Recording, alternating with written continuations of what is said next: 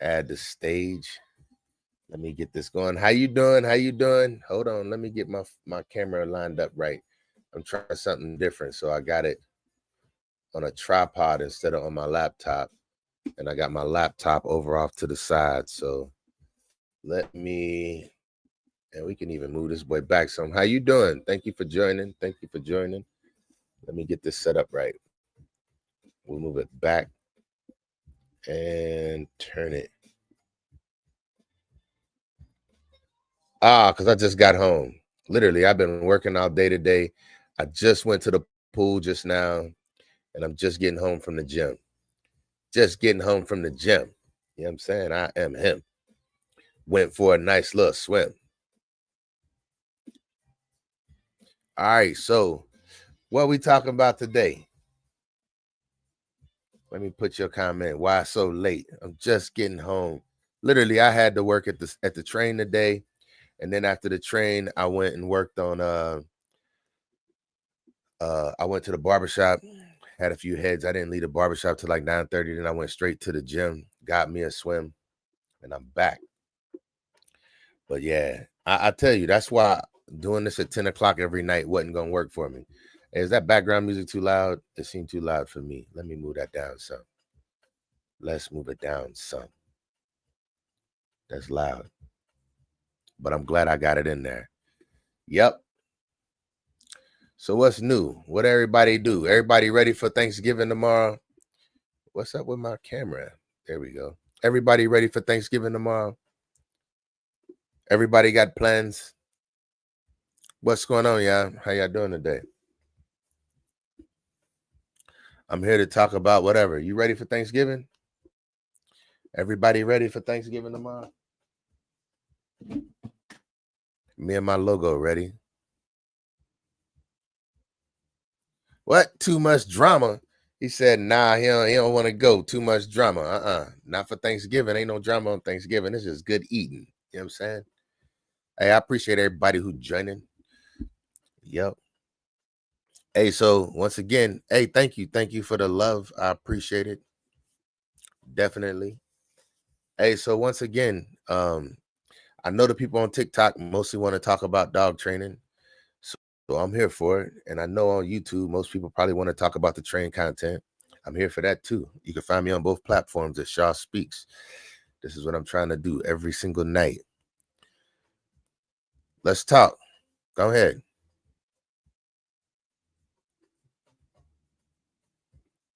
Who is Henry? Hey, I give a shout out to Henry. There you go. I don't know what that means. Rate my PFP. I don't know what that means.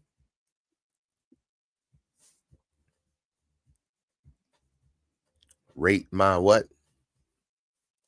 What's going on? Somebody tell me something good.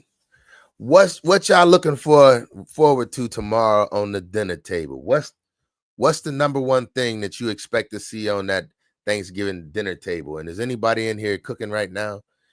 Anybody in this chat on YouTube or on TikTok putting the food together right now, getting ready for tomorrow? Nobody? What up? What up, blood? I'm just me. What's good? Play Militant A1. I don't know what that is. I don't know nothing about it. Hey, so one of my clients showed up at the barbershop today and he tried to put me on. Every time he come in the shop, he try and put me on to something new. He's a Drake fan, so he always trying to show me something Drake didn't put out or whatever. So today he didn't talk about that Kendrick Lamar. What everybody think about that new Kendrick Lamar? You don't know what you want on the dinner table for tomorrow? Who likes that new Kendrick Lamar? I listened to it today in the barbershop while I was cutting the young man hair. And yeah, he snapped, but I just feel like it was you had to listen hard over the beats. His beats were I felt like the beats were kind of simple, but his verses were complex. But with him having such a soft voice, he didn't basically, you could barely hear him over the beats. I felt like I don't know if the beats was on point or not.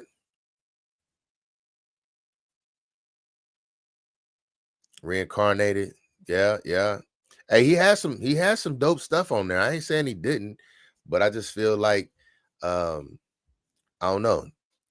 I've been kind of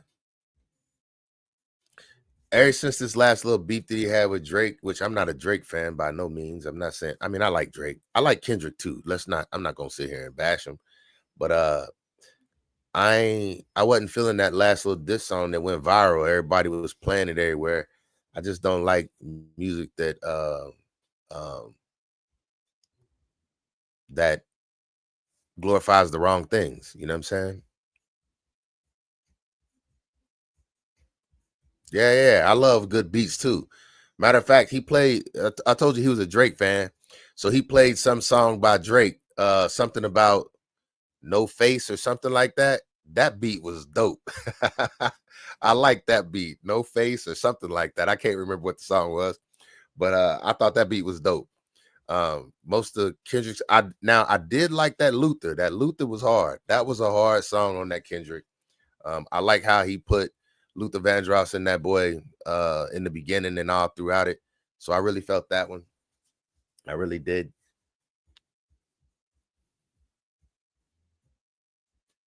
Hey, I guess he did one song since the beef, and that was that No Face. I ain't gonna play it right now because uh I get demonetized on YouTube and I don't like that. But that was the only song that I heard was that No Face. I believe it's what it's called. Let me look that up. As we just listened to it in the shop. Is it Drake? No.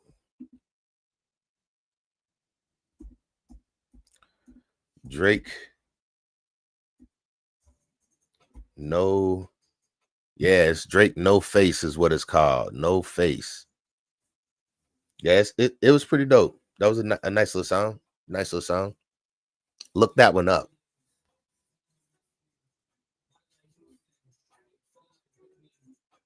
Yeah, that's what I'm saying. What I've noticed is on YouTube, not many people join my lives on TikTok. Well, right now, I'm gonna be honest with you. I got the same amount of people watching on TikTok that I got on YouTube right now. It's the exact same number. So, but my subscriber count is way high. Well, it just dropped after I said that. My subscriber count is way higher on YouTube than it is on TikTok. So I would expect people to jump in, but YouTube is funny like that. Lives don't do good on YouTube, but my video content is banging right now on YouTube. I appreciate it. My income ain't never been higher. Well, I take that back. 1 month it was higher than what it is now, but now it's staying consistently good. So I'm happy with that. That's why I'm trying to run up these numbers on TikTok so I can get that income flowing on here too. Show y'all what YouTube do. Oh, that junk be so true. But my favorite platform is YouTube, but TikTok is starting to grow faster because of the dog training. And like I said, the dog training don't do nothing on YouTube. Yeah, it is. It's a lot for me. I didn't expect to ever get this high on YouTube. Actually, I lied about that. I expect to be a million sub person on YouTube, but we'll deal with what it is right now.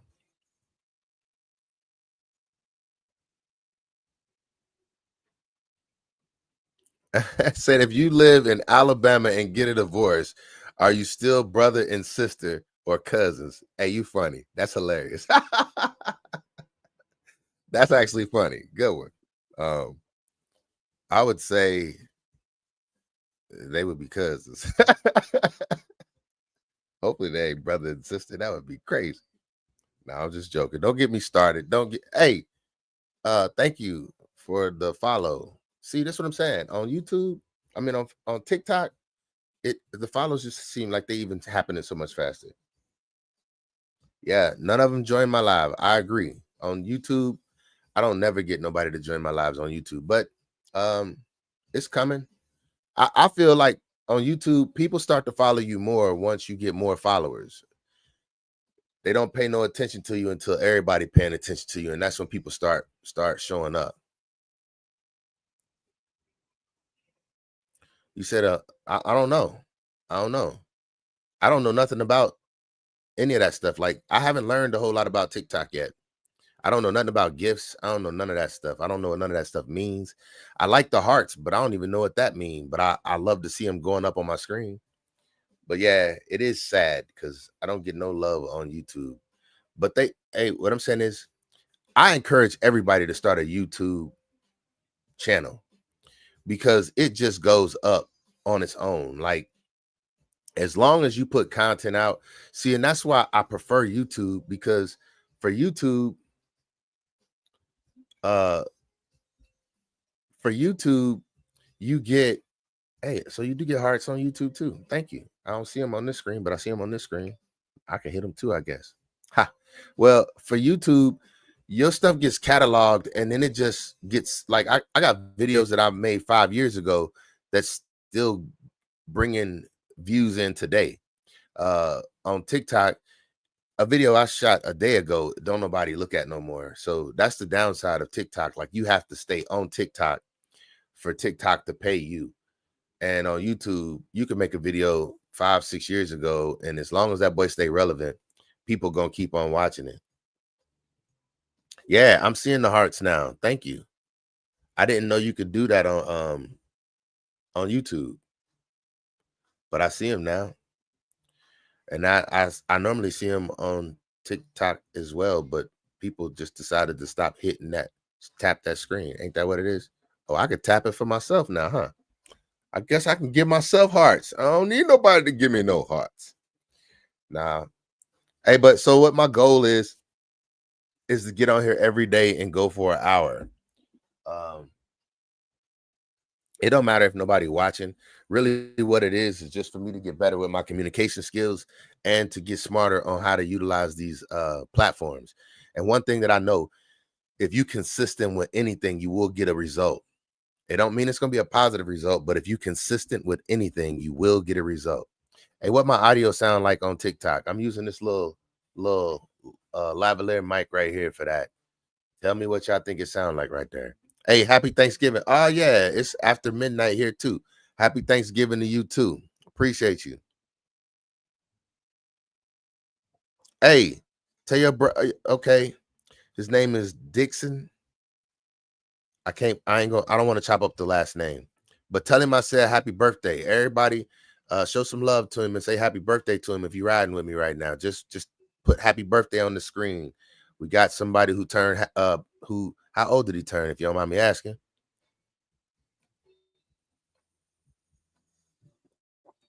It don't matter. It's his birthday and it's Thanksgiving. So, hey, I'll tell y'all this.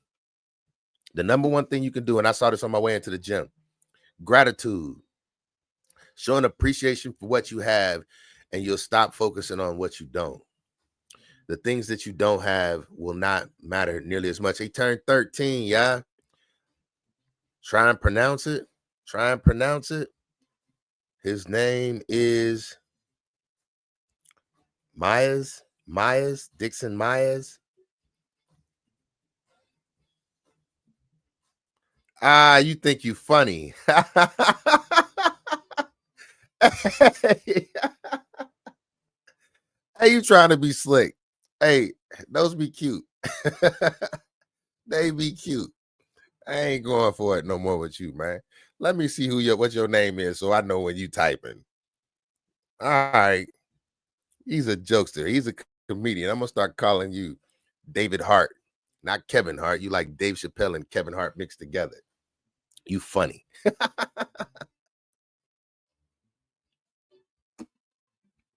Oh, that was a good one though. I'm taking back. Hey, I don't want nobody to say happy birthday to his brother now.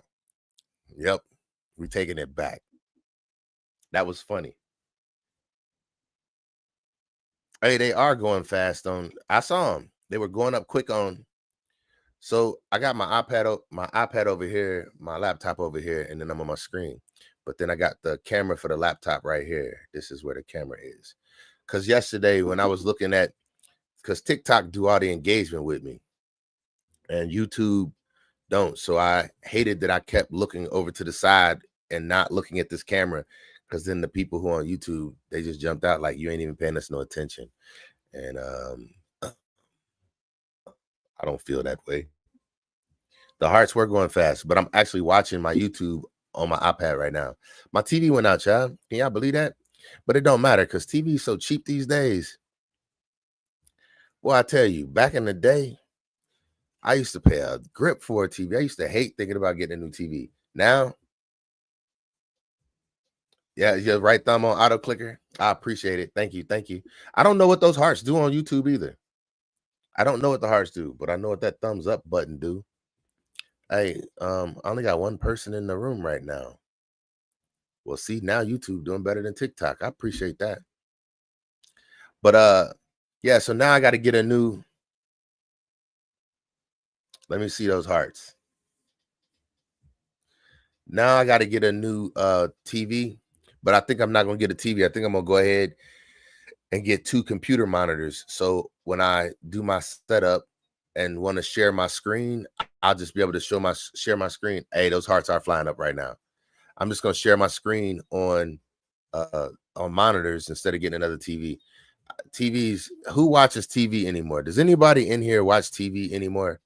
I don't even watch TV. I tend to just watch YouTube. That's it.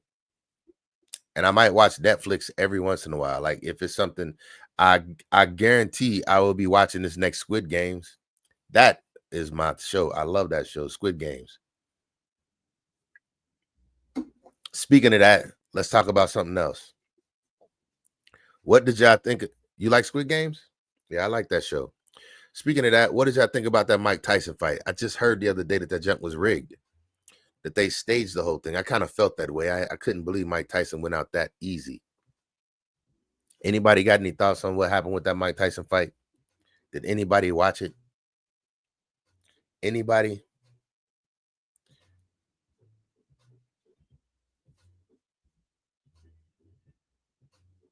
Hey, I appreciate it.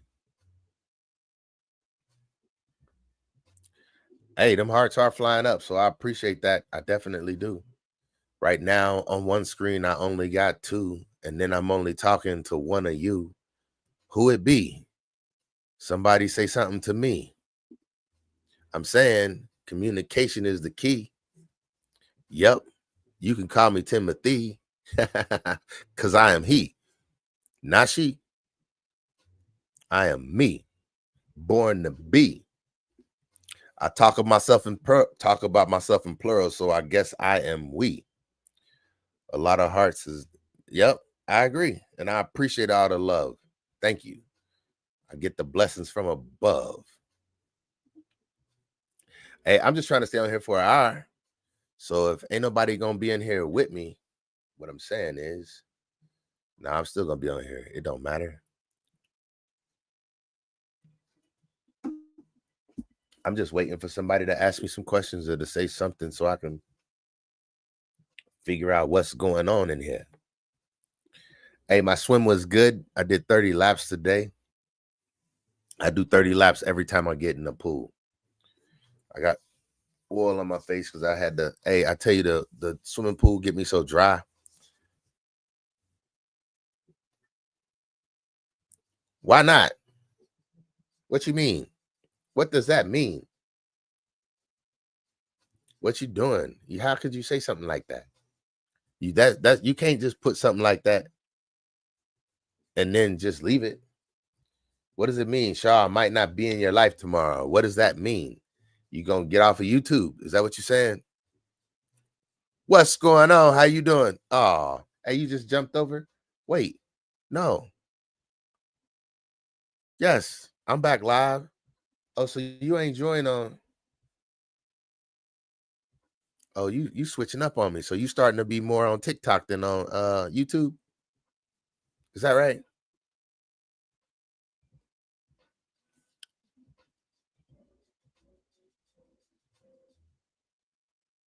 Oh, you want to be on my live tomorrow? You mean it's Thanksgiving? Thanksgiving, happy Thanksgiving to everybody. You mean tomorrow you might not be on? I meant to say I won't be in your life tomorrow. Maybe. What does that mean? Still, you mean on my live tomorrow? You won't be on my live tomorrow? Maybe.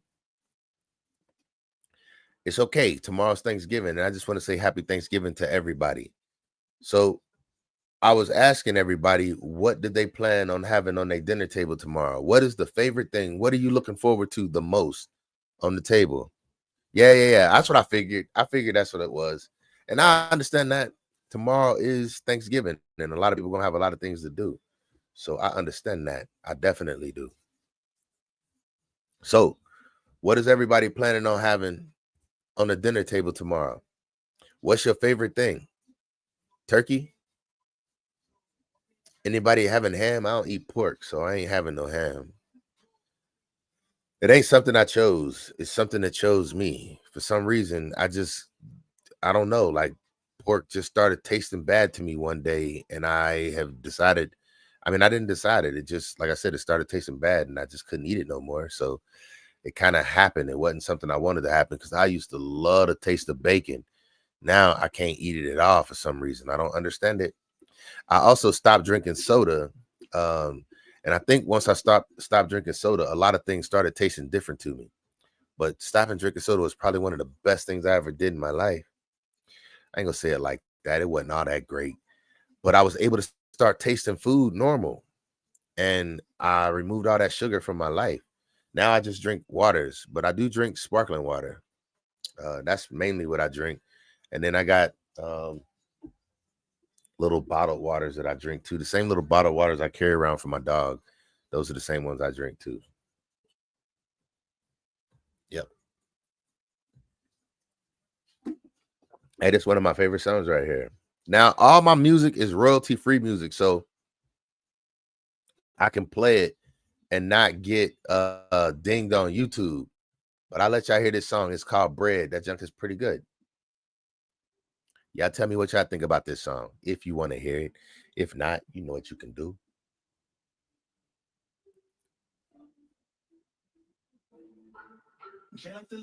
I'm making several waves. I know they're missing the same. I made the facts on all of my passes last like running the race for you same. I keep it coming like this is a fame. And if I'm stumbling, I'm in the frame. So everything is royalty free. Hey, how you doing, Rain and Woman? Hey, thank you for joining. Hey, thank you for being the motivation to get me back in this. Thank you for being the motivation. And see, you said play some music, and there it is too. I'm glad. So now, what I decided to do, let me put you up on that screen. How you doing today?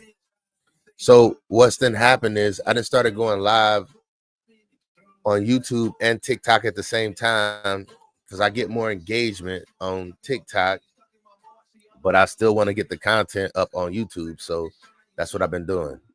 So this is one of those royalty-free songs right here. I get it off of Artlist. So this is one of the songs. I don't keep a bunch of songs with a bunch of words in them because I be putting it in my videos and I don't need their words in my videos. Yep. Hey, it's been working. It's been working. It has been working. Matter of fact, yesterday I was on live for 3 hours yesterday on accident because I was just getting that much engagement off of TikTok, and I'm actually enjoying that. Let me turn this down some.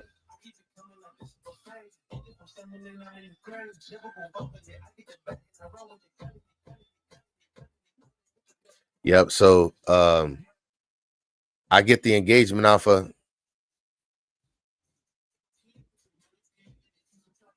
No, I can't play any songs that are copywritten songs because I'll get flagged on YouTube. So you can't play any music that you don't own the rights to, or else you get copyright. It gets copyright strike. So if I play any music that I don't own the rights to, I will be dinged.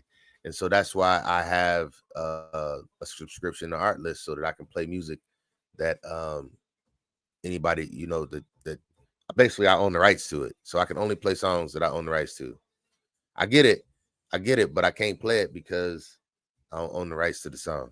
If you do, you'll lose anything that you actually would want off of that video. Yeah. I own the rights to that song. I actually have a license for that song. So if I put that in one of my YouTube videos, and they give me a copyright strike or something like that, I actually have a license I can print out and like mail out. I can show all my licenses. I actually have all my licenses on my computer, so I keep them. Normally, when I make a video, I'll try and do it in Trello, and I'll organize my thoughts out in Trello, and then I will put the license for the song inside of the same folder on Trello. So that's how I do it. You can't play any music on YouTube and get and monetize it. If you don't want to monetize something, then you could play whatever you want to. But as soon as they catch on to you use something that's monetized, then they automatically block it so you can never monetize that song. And so I don't use any music. Even when I go through TikTok and accidentally showed other people's videos when I was trying to show y'all mine, they gave me a copyright strike for that.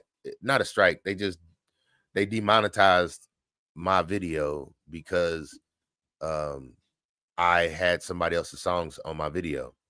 So they do that every time. So this is a song. These are all songs that I own the rights to right here. Also, when you bring your dog with you on the train, do you let the people or the kids pet her? I so I used to, and then I stopped. So the question was, do I let people pet my dog on the train? I used to let people pet her, then I stopped. The only time I let people pet her is when she has her bone that looks like this in her mouth. If she don't have her bone that look like this in her mouth, then I don't want people touching her. So if she's sitting there and like in the train, I don't want people walking up to her petting her. But if I give her this right here, then she can get pet. I don't mind. But I prefer people ask before they just do. But some people don't. Some people just walk up and start trying to pet. And I'd be like, nah, that ain't how it works. Who inspires you to do what you do? What is your motivation? Life is my motivation. And who inspires me to do it? I feel like God put a spirit inside of me that I'm kind of like self-motivated, self-starting. I don't need much of nobody to inspire me. I want everything out of life that I can get. That's like my goal, is to get all the wisdom, all the knowledge, all the experiences, I want to enjoy life. I want to, when I say enjoy life, I don't mean like run up a ticket, get a bag. I ain't talking about that. I'm talking about there's something new, a new experience every day. Basically, I look for ways to keep myself. I have to, because if I don't, basically idle mind is the devil's playground, and I try to stay out of an idle mind. I try to keep my mind moving forward. I just understand it's a process that if you sit back and do nothing, uh, in time, you will sit around and see the time that you wasted. So I just like for every moment of every day in my life to feel like it's being productive in some kind of fashion. And I ain't just talking about making money, but I mean, that could be important. I'm talking about making relationships, helping others, being a better person. Like my goal is to always try and be a better person tomorrow than I was today, and a better person today than I was yesterday. So that's my motivation right there, and that's what inspires me. Um, the goal that there's always something in this world that I don't know. I feel like I'm on a chase to collect all the wisdom in the world. I know it's not possible, but what I'm saying is, um, give me enough time, I'm gonna collect as much as I can. And that's what I do. That's why I just left the pool, because I want to stay in shape to increase the longevity of my life. And most of the things that I do is focused around that. I don't like wasting no time. So that's my motivation, and that's what inspires me. Who inspires me? I inspire me. Um, I have kids that I want to do great things for, but um, with or without my kids, I'm still gonna be. So I inspire me, but it's because of the spirit that God put within me. So I guess God inspires me. He put this spirit in me. But what I'm saying is, I get up and get it because I feel like that's what I need. And I get it with speed. Indeed. Did I forget to put yes? What is the quote of the day, Shaw? What's your favorite quote? Hey, I actually have one. It's not really a quote here, but um, I will say this. One quote that I heard was Thomas Edison said it took him 1,000 times, 1,000 tries to get it to figure out how to make a light bulb incorrectly. And on the 1,001st first try is when he got it right. So what he said is most people don't know how close they are to success. So I'm saying if you quit, you don't know how close you were to getting it right. But that's not the quote that I want to give. I'm saying enjoy life and live. I don't know. Happy Thanksgiving. That's the quote of the day. It's that time, even around the way. Hold on right quick. I got something to say. Let me find my quote. It's the 5 things that you should do daily. Let me give it to you right quick. Where is it? Where is my... Hey, I appreciate that. That was a great question. And I wasn't prepared for it, but I'm about to be. I'm about to be. Here we go right here. I'm going to show this again. I showed this yesterday. I get this to everybody who I care about. So I'm about to give it to all of y'all right now. You see that right there? The 5 lines you should speak to yourself daily. Today, I choose to be positive. I am grateful for all that I have. I am capable of achieving great things. I embrace challenges as opportunities for growth. I take action towards my goals every day. That's the way I think. And that's a fact right there. Those are the things, the 5 things you should say to yourself daily. Today, I choose to be positive. Number 1, I am grateful for all that I have. That's that gratitude that we was talking about. I am capable of achieving great things. I embrace challenges as opportunities for growth. And number 5, I take action towards my goals every day. And that's me right there. That's me for real. I do. I choose to be positive every day. It's a choice. It is definitely a choice. If you want to look at life as life ain't worth living, or like you struggling, what I'm saying is you miss out on some of the greatest things that you have before you. I'm trying to be honest about that. Life is a perspective. And that's one reason why I am the way that I am. Because I feel like whenever you sit around and waste time, you will pay attention to that time that you waste at some point in your life. It's like people say, where did the last 20 years of my life go? Some people on here might not even be 20 yet. I get it. I get it. I get it. But what I'm saying is, if you ain't productive in every day, in every way, well, that's what you gonna say. Where did the time go? Where did the time go? Don't be wasteful of your time. It is the most precious thing that you have in your life. It is. Time. Look, people say time is money. And what I'm saying is that's not true. Because before money, time still existed. Let's be clear. Let's be clear. Before there was ever money, time still existed. And if you waste your time, oh, you're going to pay dearly. Why don't you do reaction videos? Just react to whatever is trending and draw more eyes to you. You know, I would love to do stuff like that, but I guess what I'm saying is I'm just learning. That's what I'm doing. I'm actually learning, and as I go. So basically, somebody on YouTube gave me a pep talk a couple days ago and told me just to get on and keep going. And because I said I was going to be on here every day. And so all I'm thinking about is ways to keep myself going. One thing that I believe is the odds will show up. Have you ever seen that movie where they say, if you build it, they will come? If you build it, they will come. So what I'm saying is, when I get to the point where I'm supposed to be, I'm saying that's when all eyes will be on me. You get where I'm going with that? If I ain't ready, they ain't gonna show up. But I'm not focused on who or how. Basically, I'm not focused on the people who ain't here. When they show up, they show up. And if they don't show up, it ain't no loss to me. I'm saying I'm happy with just having 3. That's it. It don't have to be a large crowd for me. My motivation, like I said, my motivation is within me. I'm here for anybody who wants to have it.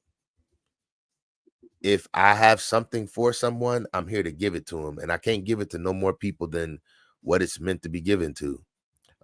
Those who show up, they show up. If they don't, it don't stop the show. I'm saying I'm here. Here I go. I'm about to take off. Just give me some time. Hey, even for a rocket to take off, they got to do a countdown. That's what I'm doing right now.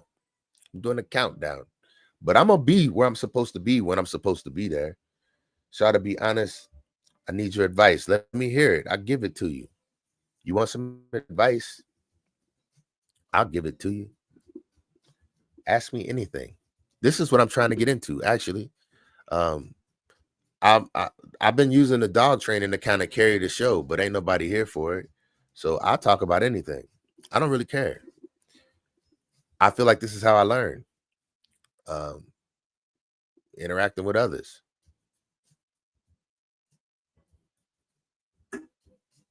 I got kids and they just both happen to be brothers.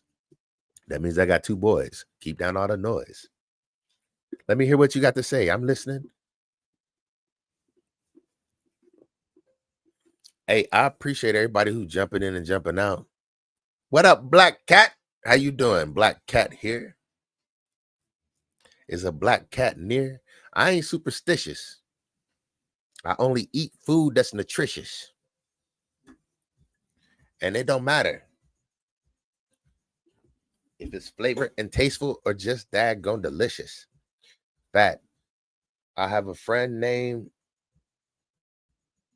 Julian. He left me because he thought I was saying stuff about his family and I was not.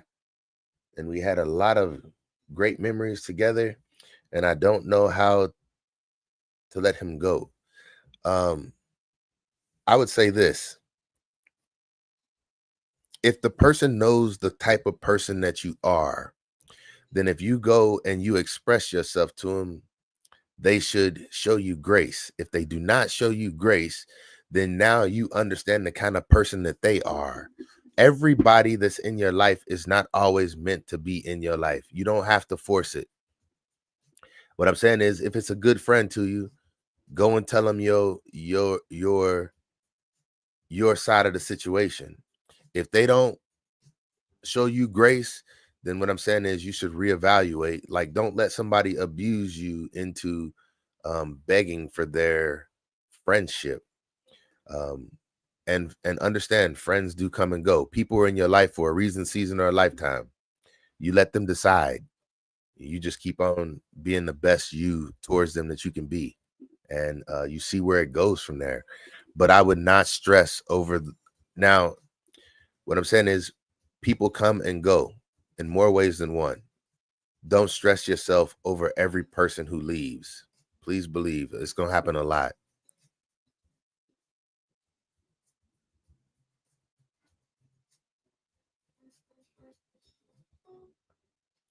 These are these talks are great. You should go back to your TikTok live and post these small talks. Um, like I said, I appreciate this. This is great. I really enjoy that. I just got to learn how to do all this stuff. But I'm definitely all for this. You're right. Um, Let me get better at what I'm doing, and I promise you, you're gonna see more of me. Oh yeah, that's what this is all about. For me to get comfortable, one, I want to get comfortable doing this. This is not something that is natural. Even seeing myself. So let me explain. When I first started doing YouTube, which was probably like 13 years ago, I used to hate hearing my voice. I used to hate seeing myself on camera. It was a lot to it. But what I'm saying is, one thing that I know is if you're consistent, you get through it. And so then I just chose to do like Nike and just do it. Hold on right quick. You know you were right. I mean, I do have other, yeah. We talk all the time, and now this happens, and I tried to tell him I don't.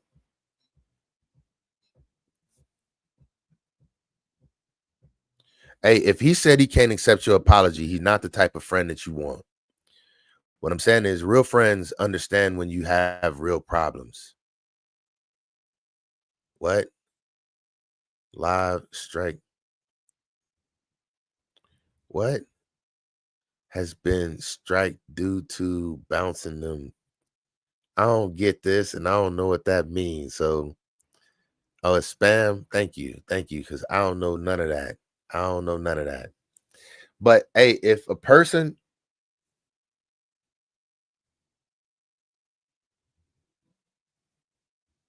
he's thinking about forgiving you, if you didn't do nothing, don't beg nobody. Look, listen to what I'm saying to you. Don't beg nobody to accept your apology. Don't beg nobody. It takes a lot for a person to apologize. Like, that's a hard thing for a lot of people. Apologizing is a hard thing. That means you're admitting when you're wrong. And you already said you didn't do nothing wrong. And for you to be feeling like you have to apologize for something that you didn't even do already shows what kind of friend you are. But then for him to say he ain't willing to accept your apology, to me, that just seems like a person who is taking advantage of the situation. Like, I don't know. Hey, I appreciate it. Been on here for 40 minutes. Hey, it actually shows. So you see, I got my background back now. Y'all on TikTok, y'all can't see that. How old are your boys? 12 and 15. Uh, I got my background back on YouTube. Hey, check this out. This is real cool. So you see, I got the green screen up, right? Well, on TikTok, y'all can see this, but on YouTube, you can't. That ain't even green. That's funny. But I like how I did that. That's cool. You can't see my hand through it. Wait, you can't see my hand through it, so you know they lying. But I thought that was cool. Put it in front of my face. You see right through my head now, huh? Hey, that's dope. I just think that's dope. If your neighbor, come on now, you ain't my neighbor. But keep the noise down. Keep the noise down. I know all my neighbors, and all my neighbors know me. I'm trying to tell you. Free the animal. 2006. I got an animal that could be free right now. Yeah, that was pretty cool. I thought that was cool. It's just a ball for my dog, and the green screen kind of blows it out, but you can't see the green. Well, you can see the green screen on TikTok. You can't see the green screen on YouTube. I think that's cool. Here, eventually, I'm gonna figure out how to get YouTube. I'm gonna figure out how to link YouTube because I'm on StreamYard, so I should be able to go StreamYard to TikTok, I do believe, but I haven't figured all that out yet. I'm gonna figure this out, but this is why I'm doing this, to learn, to learn. So y'all can give me suggestions on what to do to make things better. I'm cool with that. If y'all just want to hear some music, I'm cool with that too.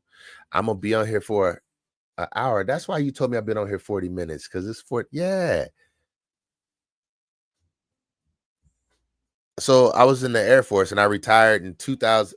I retired from the Air Force in 2014. So I've been retired 10 years this year. I did 16 years back when President Obama. So President Obama is actually on my retirement paperwork. He downsized the Air Force by 25,000 people. So they let, how you doing?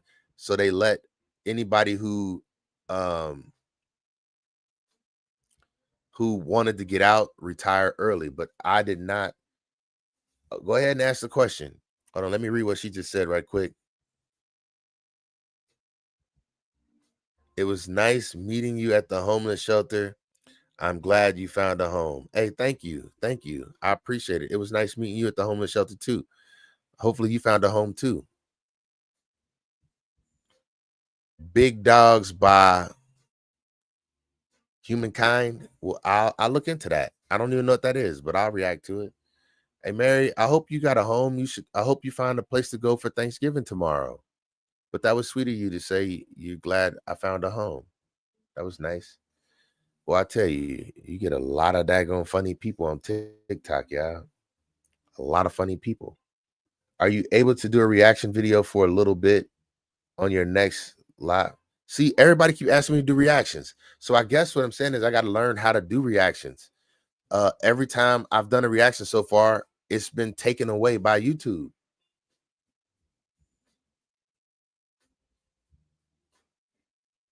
At the end, why did it say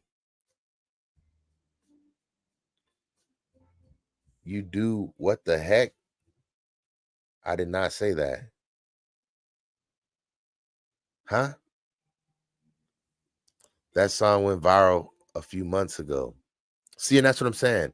If I use any music that I don't own the rights to, then I just get a copyright strike on YouTube. So I'm trying to learn how to use all this stuff. Literally at the end of my question, I said you do. I did not say that though. I'm still not completely understanding though, Paula. I'm sorry. React on TikTok. So I don't know how to do reactions on TikTok yet. I don't know. Like, I don't use TikTok very much. So I used to go live on TikTok back when I was doing roller skating content on TikTok. And uh I did a lot of skate videos. And then after I got done skating, I would be live and skate at the same time. So then afterwards, I would go and do live, and somehow I got put in timeout a couple times, and I did not like that timeout in TikTok. Like the first time, they gave me a 15-minute timeout, and then the second time they gave me a week timeout, and nobody ever told me what the timeout was for. And so I just decided I'm not willing to do that no more. Like, I don't like for people to play with my emotions. You like, to me, it feels like they're trying to censor you. You say something that they don't like, they don't even tell you what you said that they kick you off their platform for. Only reason I've gone back live on TikTok is because I've been trying to help people with dog training. Other than that, I would not be doing live on TikTok. You should watch a song and react. But if I do that, I'm also on YouTube streaming at the same time. And so I will get demonetized on YouTube if I do that. I can't play any music that I don't own the rights to. I'm so basically what I'm saying is I'm live on more than one platform at the same time right now. I can't do a reaction. Uh, it doesn't matter what I show on YouTube. For some reason, they strike me. If I show anything off of TikTok, it feel like they strike me every time. So I don't. I'm gonna figure this out though, and I will be doing it. Um, but I don't know about all that yet. I'm gonna learn. I appreciate the matter of fact. Let me get some notes because the people will lead you where you're supposed to be. I'm dead serious. That's one thing I believe. So let me write this down. You said react, do reaction videos on TikTok. I can figure that out. Just like I figure everything else out. I figure it out. That's what I do. I figure things out. I figure things out. Reaction videos on YouTube or on TikTok. And you said to music. I did a couple different reaction videos a while back on YouTube off of TikTok videos, and that worked out. I did not get a strike, but it didn't have no music in it. Hold on right quick. Let's see. Yeah, let me hear. I want to know something. So then you said, and our mall recently dimmed our lights, and now we have a Christmas decorations. Yeah, our mall has Christmas decorations all over it too right now. But the train isn't decorated yet like it was in 2022. And our train is not decorated yet either, but I'm sure the Christmas decorations are still in our train from last year. I put them away. You can put a phrase, rate your song, send gift to skip the line in the background. My favorite rapper right now, my favorite rapper is probably J. Cole.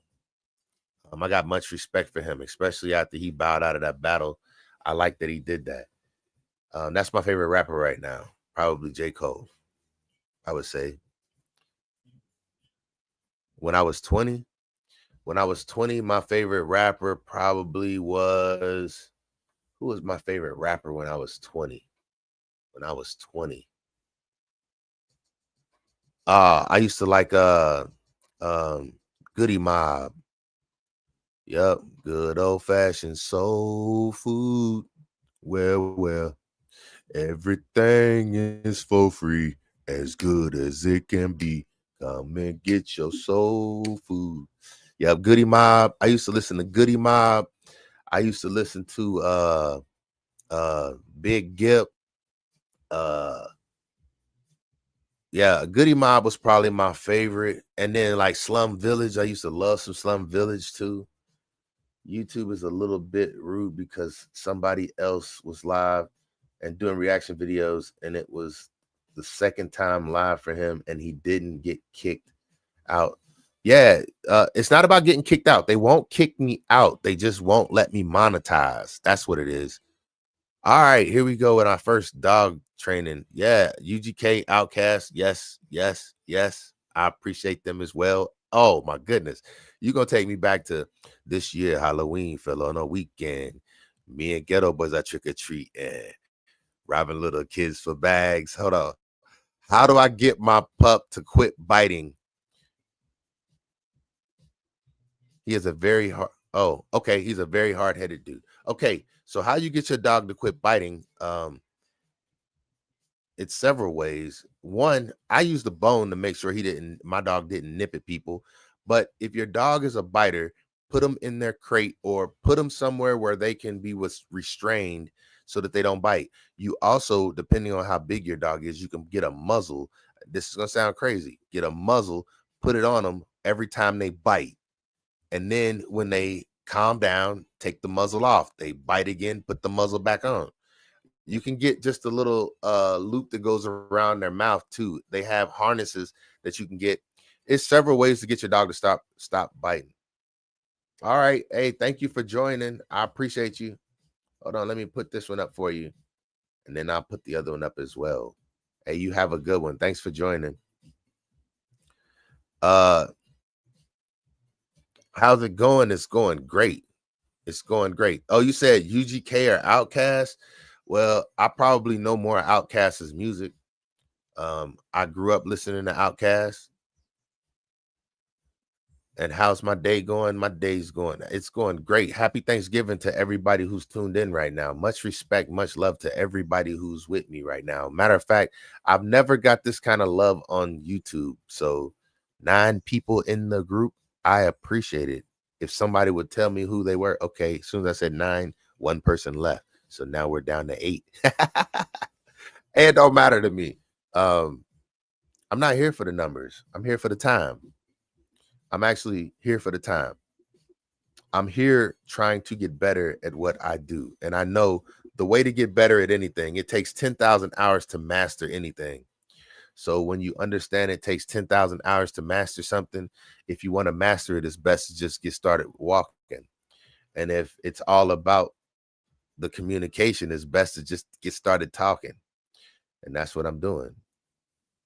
I'm just hoping it don't bring me to my ruin. I'm about to have Thanksgiving dinner. That means I'm about to be chewing. Oh, I'm ready for this food to come. That's why I went to the pool today, because I wanted to make sure I got the calories. How I believe when people say they want to go on diets and stuff like that, what I believe is all you got to do is put in the work that you want to put in before you put the calories in your body. If you want to eat something that's daggone 1,000 calories, go get on that treadmill before you eat it. Do 1,200 calories on the treadmill and then go eat you 1,000-calorie dessert if you want to. What I'm saying is that's the way, in my opinion. I'm not no dietary person. So I'm saying hard work first. Hard work first.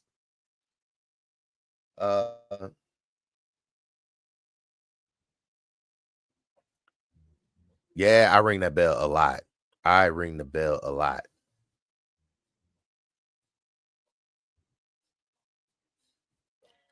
Yep, I like the sound of it too. I grew up next to a train track, so I love trains.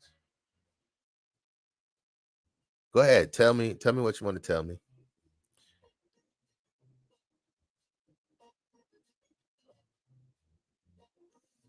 Hey, I do. I'm the person who believes hard work first. Do the hard work and then you can get your reward, but don't get your reward before you do the hard work. I tell people if you you can either pay for something now or you could pay more for it later. I don't care how it is. That's like a principle to me. Either you're gonna pay for it now or you'll pay more for it later. That's like what credit is. People who don't want to pay for something now, they put it on credit, and guess what? You're gonna pay more for it later. What I'm saying is, if you put calories in your body now and you didn't pay for it, you're gonna pay more for it later because them calories gonna be harder to get off of you once them boys kick in. I'm growing at a fast rate and I'm taller than the train. It's my dream to drive the train. Too tall. I don't think you could be too tall to drive the train. I There's people who are over 6 feet. Like I think one of the guys who drive the train is like 6'3", and he can still drive the train. I believe he's that tall. I don't know. I don't go around measuring people, but it's some pretty tall people who drive the train. Some pretty tall people who drive the train. Um, but keep on growing. You will be able to drive that train. I guarantee it. I tell you, YouTube is starting to love that train. Oh my goodness, that train is jumping. I want to show y'all my analytics on YouTube for that train. That train has completely taken over my top 10 videos on YouTube. That was completely unexpected. I had no intention on doing train content when I started driving that train. I had no intentions on doing it. But what I'm saying to you is the people will tell you where they want to see you. See, I'm sitting here on TikTok trying to talk about dog training, and YouTube want to talk about the train. And that's what I'm saying. Nobody on TikTok is talking to me about dog training right now. So guess what? YouTube is taking over with the train.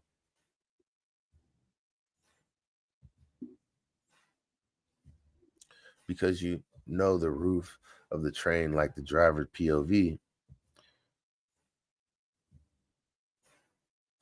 Hey, I think you're the one who told me that you wanted to see the POV in the train, and I kid you not, that is the one, the driver's POV, and that is the angle that is taking off the most right now. Most people seem like they want to see that. So today, while I was driving the train, I shot 3 angles of the driver's view today, and I will be I think I uploaded them already, but they will not be coming out all at once. I am starting to now plan ahead, and I'm just going to start doing Tuesdays and Thursdays for train content, and the train content will be coming out every Tuesday and Thursday, and I will try and schedule that out as far as I can. The only downside is right now, like all the videos I shot today, uh they have me saying say hello to Santa in it, and it's like, well, how much past January are people gonna be okay with hearing that? But I'm gonna keep putting them videos out. I really enjoy it. uh I like making content. I don't care what kind of content. If you can't tell, I'm right here right now making content right now, and I like the content that takes the least amount of editing work. That's another reason why I'm doing lives, because there is no edit to a live. So I just believe if you want something, you have to engage with it. And since I've been doing these videos, my analytics on YouTube have been going up greatly. Okay.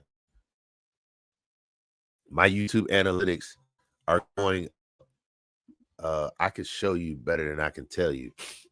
I'm gonna wait till I get 2 monitors, and then I'm gonna start doing the screen shares more often. And I also want to figure out how to show the same thing that we see uh on YouTube, on TikTok. I want y'all to be on the same platform so I can be talking to everybody at the same time. But that's what I'm saying. We're gonna learn all this. We are definitely gonna learn all this. I'm learning how to get here, so we here. Hey, the one thing that I do not like about YouTube is you can have as many people watching you as you want, and you can't tell who they are unless they comment. At least on TikTok, every time somebody join in, it shows me join in, and then when it tell me who's watching, it shows me their picture up at the top. The people on YouTube, I don't see nobody. I don't know. Hey, I just went over an hour, just to let y'all know. We just went over an hour, y'all. Hey, I'm just waiting on somebody to ask me a question, though. because, yeah, I think I already read that one. Anybody here want to know anything on TikTok? TikTok, I know y'all talking about dog training. I really, everything on YouTube train wise is all that's showing up right now. Nobody on YouTube cares about anything other than my train videos. It seems like right now they're all in my top 10.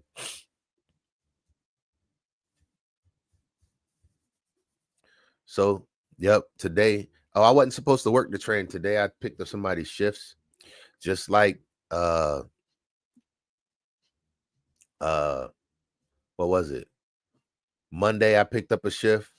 Tuesday was a scheduled day for me. Today I picked up a shift, and then I just picked up another shift for Friday.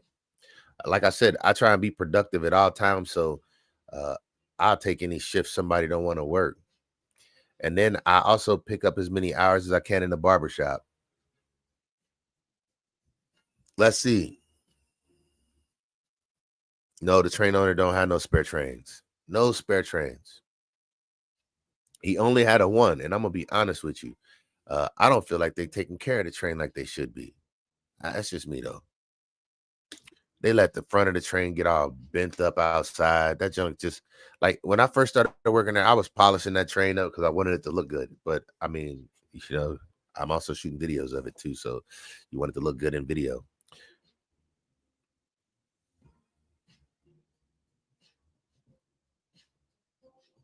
No, they're not the same company. So the other mall that has a train is the mall that the owner of the train in the mall that I work at, he saw the train in there and took his kids for a ride there. And then, wait, did you just jump? Did you just jump from YouTube to TikTok? So you gonna make sure you get my attention. I'm talking to you on both platforms at the same time. I appreciate it though. You keeping the conversation going. But no, the owner of the other train, I don't know who that is. Yeah, I figured that was you.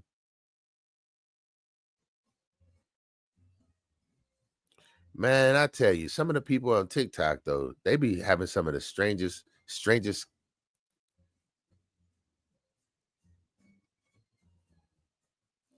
What? You like a girl, but her family's bad news. What do you do? Do you have to associate with her family?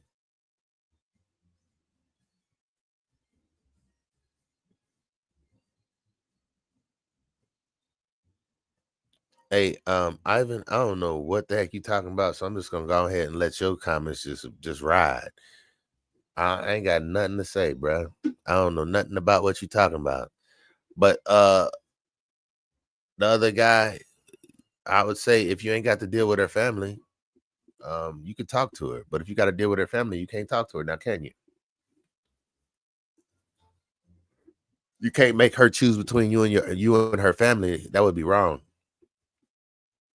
So if you can't get along with her and her family, I would say, hey, don't pay him no attention. Don't pay him no attention. I don't know who he is, what he's doing here, but I'm not going to feed into anything that he's commenting. You let people who comment like that just comment and they'll go away. I have no problems with stuff like that. And that's one thing that I will say. YouTube has helped me with getting over the comments that don't feed into your day, don't feed you no kind of way. The people who just come to play. That's it. They come to try and ruin your day, but don't let their energy take away from your energy. Don't let it happen. Nope. Ain't no capping. No lies here. I say buys the people like him. Well, today's been a long day, a long, long day. And I done went over an hour now, so I really don't need to be on here no more. But I'm trying to I was literally, I don't know. I could end this, but I feel like just like last night, just when I was ready to get off is when things started to get good. And I was kind of hoping it'd be that way again today, but it don't seem that way. Hey, I got 4 thumbs up on YouTube though. I appreciate that, y'all. And see, that's what I'm saying. I'm appreciative for everything. There's nothing I feel like I'm not appreciative for. I don't need a whole lot of people. I don't need I don't need for much in my life. I'm actually very content with almost everything that I have. I say almost because obviously I always want more. Uh-oh, here we go with this one. Live will shut off in 5 minutes if I don't get this right. Boom, I got it right. Happy Thanksgiving to you too. Thank you very much. Hey, happy Thanksgiving to everybody. What y'all doing for Thanksgiving? Somebody drop me a comment of what's the big plans. What is the big plan? I'm eating here at the house. Chuck E. Cheese. What? Chuck E. Cheese. Animaniacs? Is that what that is?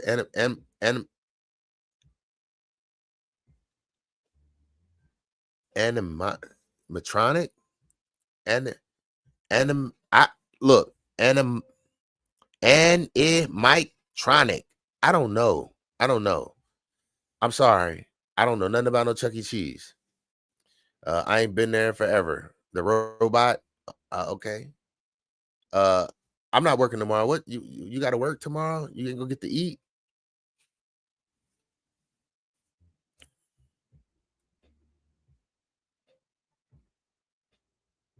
Why? Why does that keep happening? I don't get that. I guess that's spam that you're talking about. So we're gonna keep on moving. Let's keep it moving. Let's keep it moving. So what is anybody's plans? Hey, YouTube. I get it. I see all the people who be with it. Can't y'all just text and say something about what y'all doing for Thanksgiving? No Thanksgiving for me. Hey, I'm sorry to hear that. But you say you're okay with it, so I'm happy to hear that, I guess. But I think everybody should be able to partake in Thanksgiving. Everybody. Nobody should be hungry on Thanksgiving. My bad. Nobody should be hungry on Thanksgiving. Oh, you're an ER nurse. Oh, so you're gonna be taking care of people. I can appreciate that. Hey, he said I have ham steak, instant stuffing, and instant potatoes.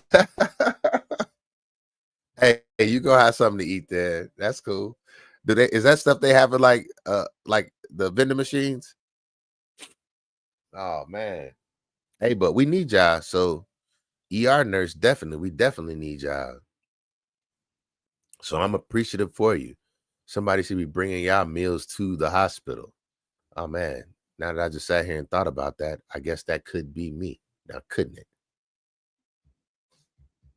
Yeah.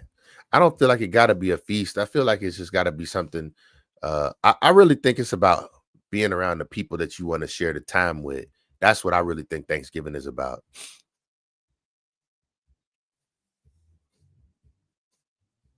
Okay. Well, thank you. I mean, to celebrate, I'm happy for you. I mean, also, Shaw, with the bell you push. No, I don't. That bell doesn't work on our train. Yeah, I know. Yeah. Do you like the people that you work with at the ER? But I know you talk about the train. I know.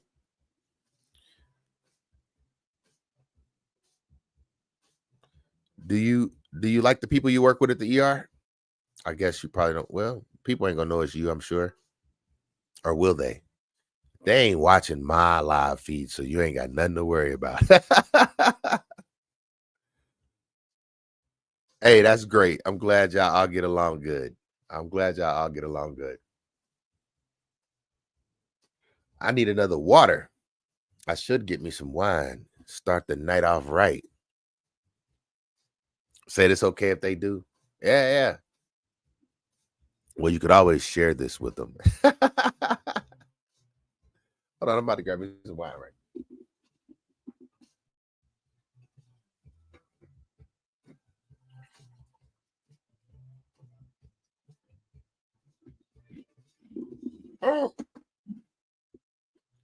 There we go.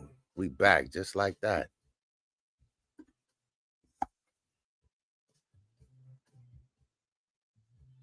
Yeah, that's what I'm saying. I wouldn't know. I could tell from the name. That don't look like something you use. This is your business account? This is your business account?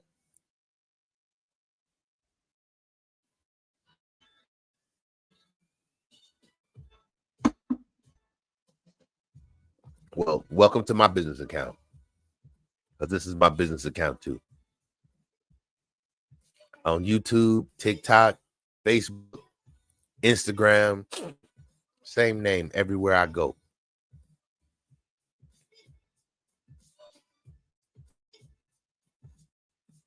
Did you say a haunted funeral home?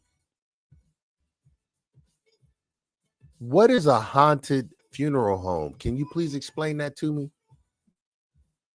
That sounds scary. Yes, you did.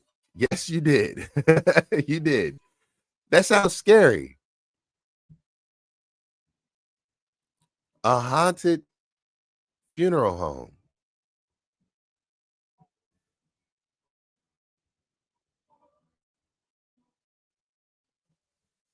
Like real ghost in it? Or is this like a haunted house that happens? Wait.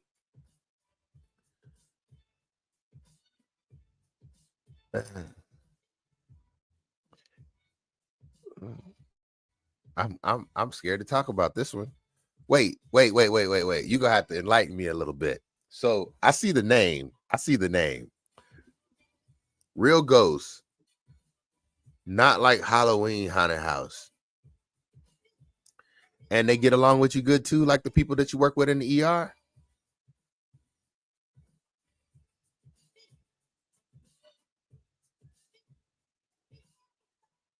I like Chat GBT. I actually have used it a few times. I don't know much about it. Chat GBT works well. Every time I type in something on it, it shows up great. Said everyone knows. I don't think you're weird. I think the environment that you might work in might be a little strange. I won't call anybody weird though. No. But a haunted mortuary, like well, a haunted, you called it a haunted funeral home.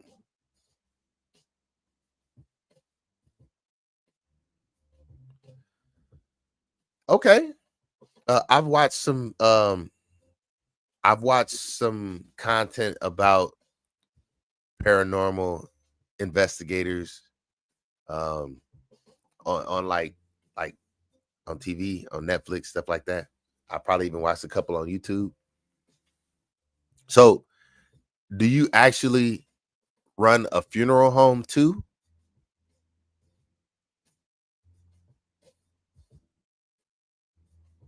Oh, so you just bought the funeral home and then you came on here and made a business name and you out here promoting this junk.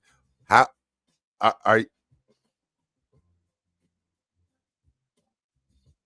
okay, that's what I was wondering. That's what I was wondering. Like, are you bringing the people in? Because what I always thought was a person when they become, well, let's just talk about it from this perspective. A ghost tends to haunt the place where they lose their life. Would that not be true?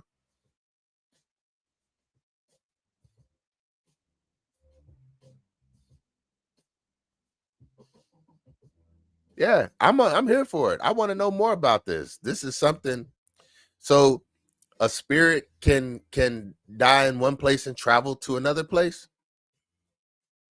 A person, I mean, in their spirit, they stay where they want to. So you mean how do they don't have to travel like we do, right? Like it ain't a like if they like, man, I died in California, but my home is in Ohio, they ain't gotta travel like 3 days to get there, right? I thought they got stuck wherever they were, and that was how they get out. So, Shaw, do you think it would be better? I think it would be way more traffic if the train was downstairs in the mall. Way more traffic. It's too many people who walk on that first level. And plus, right now, Santa Claus is on the first level. Plus, they got the scooters on the first level now. So I don't think that. The top level is probably the best place for it. And it's not as many places to drive on the first level as it is on the second level. They can be attached to an object, places, people, anything really. I'm not sure how they travel, but I would love to know. I bet it's a quick. Yeah, I bet it's quicker than us too. I bet. Yeah, a lot less traffic. I guarantee it. They can get on any bus, any car they want to, and be like, "Man, this traffic's too much." They just jump from car to car, walk in the airport, get on an airplane. Yeah. So I want to know if are they able to move objects?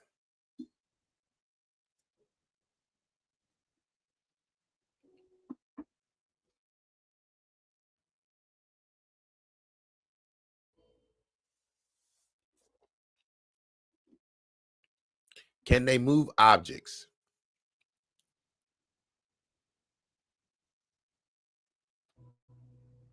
More traffic equals more guests. You writing on both platforms now. You writing on both platforms. Okay. More traffic don't mean more guests though. I don't think so. It just means harder to get through the people. The people who are downstairs tend to see the train upstairs, and they come upstairs. They do. They walk upstairs. Right now, most of the elevators are not working in our mall, which is very strange. So it makes traffic very hard to get upstairs too.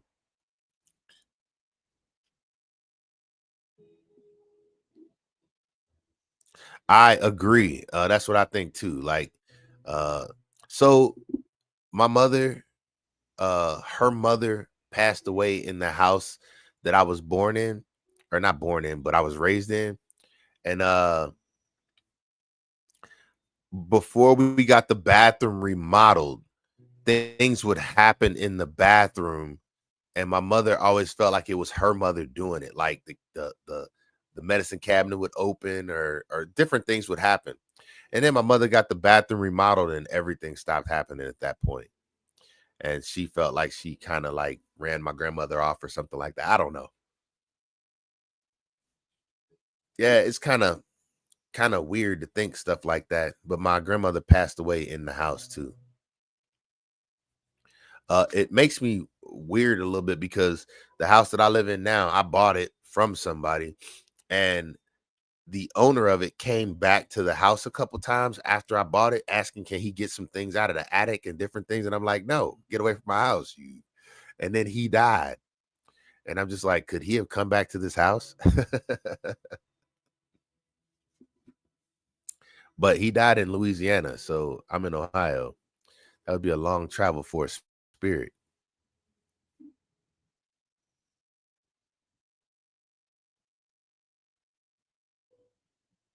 So if they love you when they're alive, they'll love you when they're gone.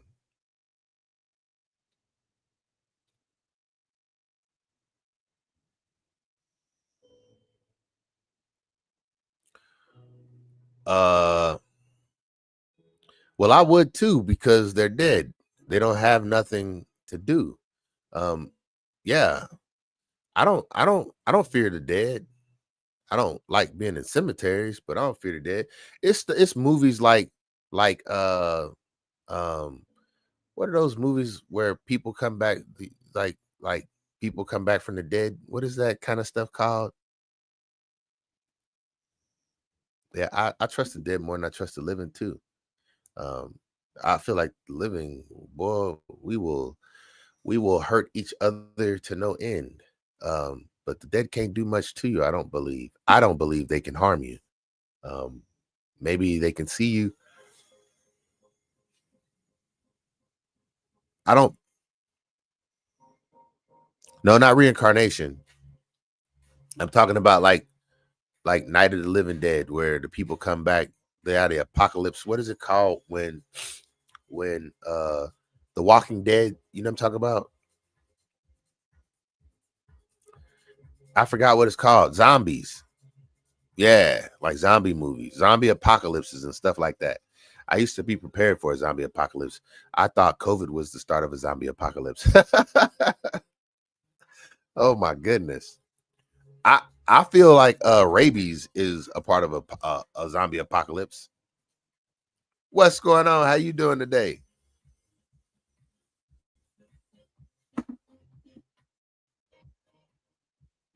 Yeah, I've been on here over an hour now, almost an hour and a half. Yep. Still doing the same thing as yesterday. Live on YouTube and TikTok. It's been helpful doing it this way because, like I said,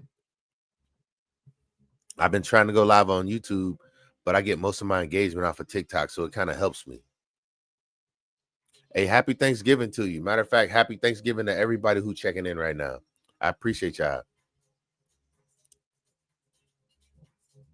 Hey, I've been good. I've been good. Long work day today. I worked the train this morning, worked in the barbershop this afternoon to this evening, went to the gym, got me a swim, and I'm back. I didn't get on here till almost midnight, but I try and get on here every day. So that's why I came on before midnight. Because if it would have came on after midnight, I would have missed the day. Hey, I hope you have a wonderful night too. Hey, thank you for telling me about what you do. I can appreciate that. And you too. Happy Thanksgiving to you. And be good to the people in the ER. Be good to them.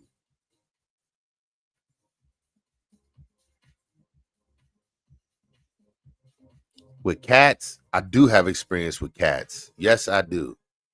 Thank you for the follow too. Thank you. Thank you. I appreciate it. I'm gonna be trying to be on here every day. When I say trying to, I plan on being on here every day. You said, do I have any experience with cats? I do have experience with cats. I learned that cats are the one animal that I have a hard time with training. Very much so. Cats, they do what they have a mind of their own, and I feel like if cats were a little bit bigger than what they are, you would not be able to own them. They would kill you and eat you. I do not think the cats want to be trained in any kind of way. They want to do what they do.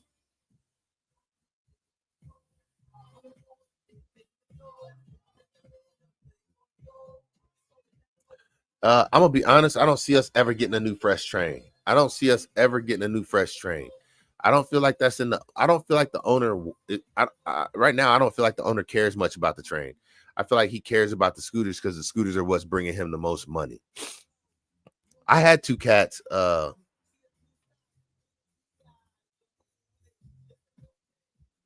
done a slow introduction.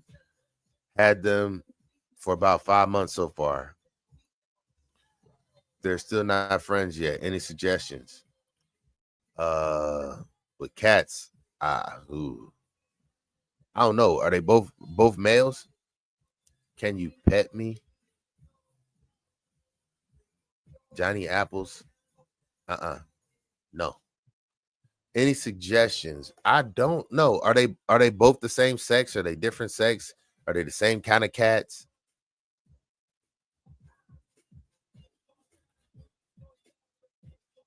How could you say anything wants to do what it wants?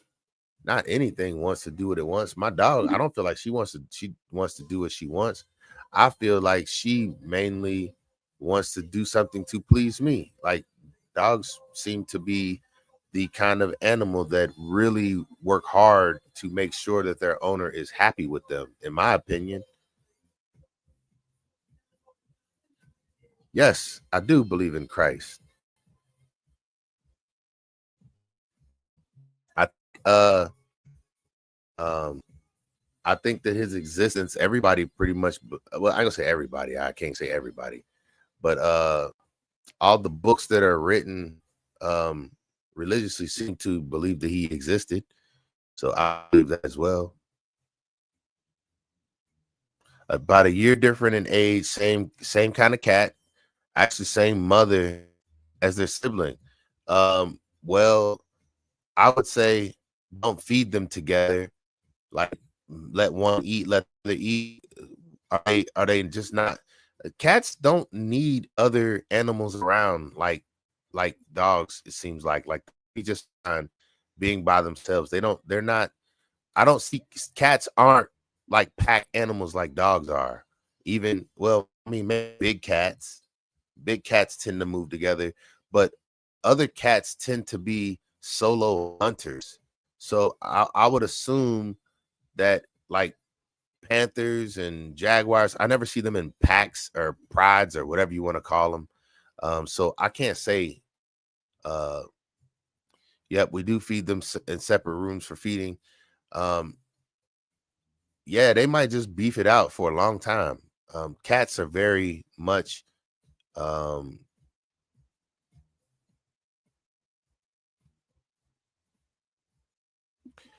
yeah, yes, I have. I feel like throughout my life, so he said, you ever had a miracle experience, anything you experienced that made you believe? Now, I've always been a believer. Nothing had to make me a believer. But what has happened throughout my life is being shown how many things that I've been through and been able to make it through that were not of my own doing, like deployments. What kept me from getting blown up by IED when other people were? To me, it's just God's grace and him looking down on me, is showing me, I want to say favor, but I don't want to say favor. It's just the grace and the blessings. But I've been told several times that I was not supposed to be here, and I'm here. What's good? How you doing? Happy Thanksgiving to everybody who joined, and I appreciate y'all. But hey, I appreciate the love too. Thank you. What I'm trying to say is, uh, I've been in motorcycle accidents and came out without a scratch on my body. I've been in car accidents and came out with very little damage to my body. I've been on deployments and had situations happen that I really prefer not to talk about, but I just know it's not of my doing that I'm here. And I guess what I'm saying is every day is a blessing. Let's just go to the miracle of, here's one for you right here. Happy Thanksgiving. Yes, happy Thanksgiving to everybody. So let's just go with one miracle right here. At one point in time, you were in a competition with millions of others, and yet you were the one who is here today. How does that make you feel? Just think about it. What I'm saying is, there was a million other cells fighting to get to an egg, and you were the one that made it, and you were the one that's here. You had no choice in the matter. You could have been anywhere in the world. You could be born with any kind of situation on your life, but right now it's you who sits here as you are. Hello, how you doing, Ethan? Much respect. When I talk to God or when I am praying, do I have to speak out loud? No, you don't have to speak out loud. Not in my opinion, excuse me. I can't I can't answer for everything, but you don't have to speak out loud. I speak out loud all the time though. I do. I do. Let you in. You in already, Rudy. You here with us. You here. You here. And you're welcome to be here. Happy Thanksgiving to you. But you don't have to speak out loud. I believe uh God know your heart. So of course you know your thoughts. You know what I'm saying? Dang. How do stuff like that get in here? Well, well, what up?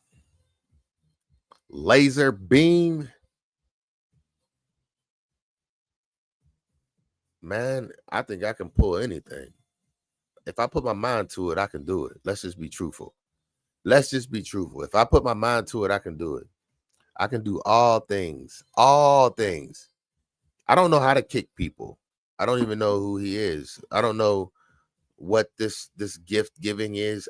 If I knew how to kick people, I would. But what is this? Let's see. Oh, oh, let's do that. How about that? There we go. I muted him. Yep. That's right. You can do it. If you put your mind to it. I can. I do. I believe I can do anything that I put my mind to. If I really want something bad enough, I can achieve it. Please believe it. I'm trying to get y'all to receive it. You can too. It's just not me. It's a few.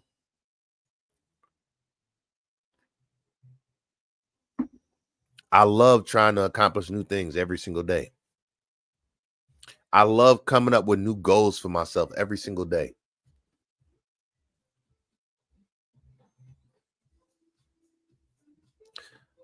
Um,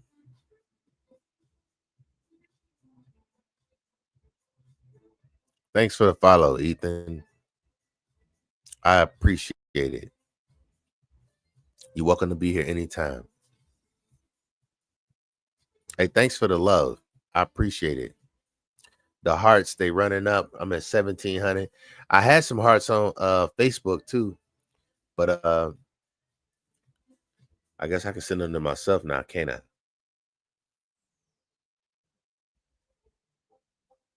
I don't know what none of that stuff. I don't know what none of that stuff means. Did somebody else just send me a heart? I appreciate it. Hey, on YouTube, I got 3 people watching. How's that? Hey, can anybody leave me a comment? It's like people on YouTube don't want to leave a comment because they don't want you to know that you're watching them. They're like, nope, I'm gone. On TikTok, you can't get away. What up, Ethan?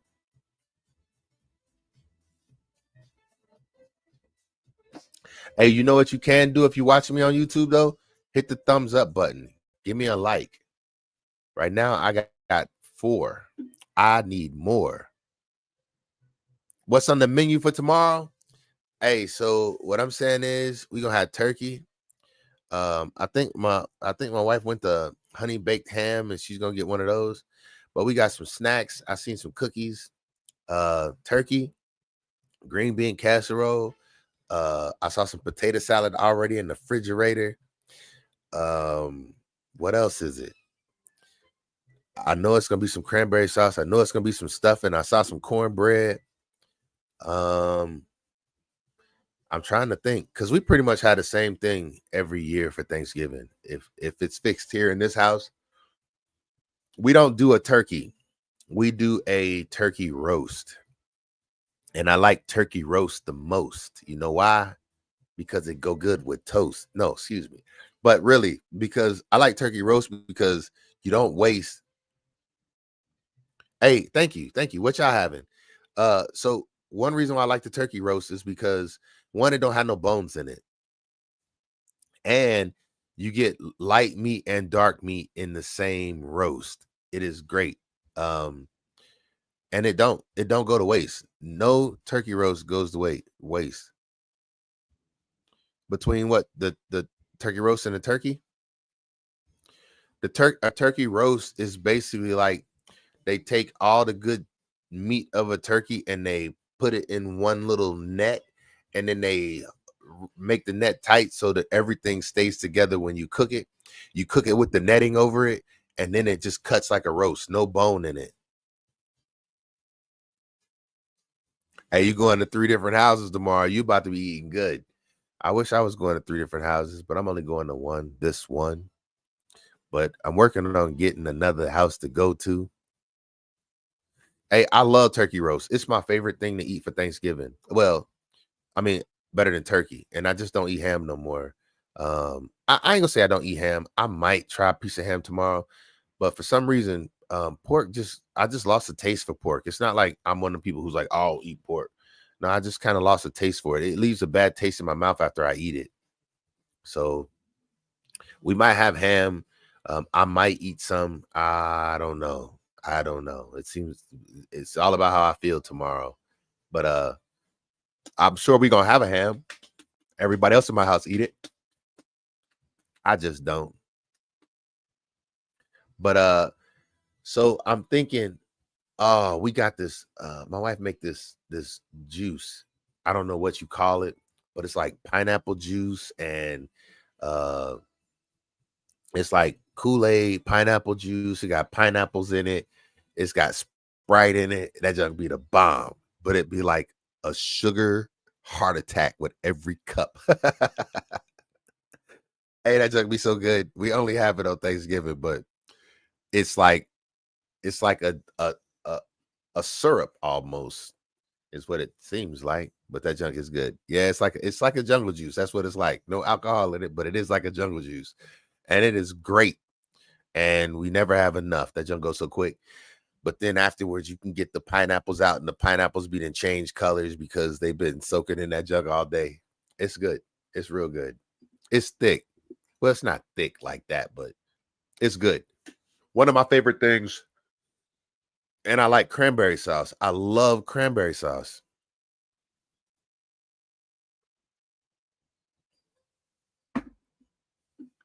So stuffing, where I'm from, where I'm from, where you from? I'm from I live in the Ohio area. I'm from Ohio originally. Drew, Drew's the name. Where you from, Drew?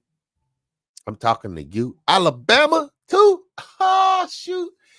Hey, that's where my wife from. That's where her family from. Alabama.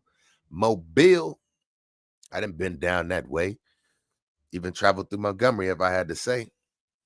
Yup. I used to have a few places I like to stay. Now I can't come that way no more. I don't know what that means.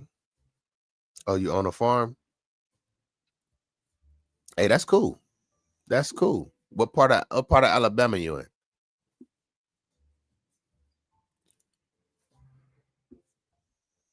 Uh-oh. Why is my battery low? I got you plugged up to the charger and everything.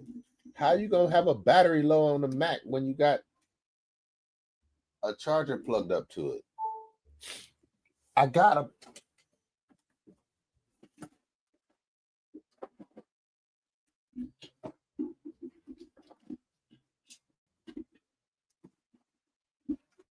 what is this? What is this? How is it not charging and this boy plugged up?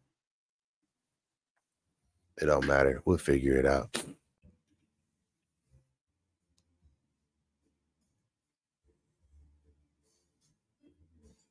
I look like your dad.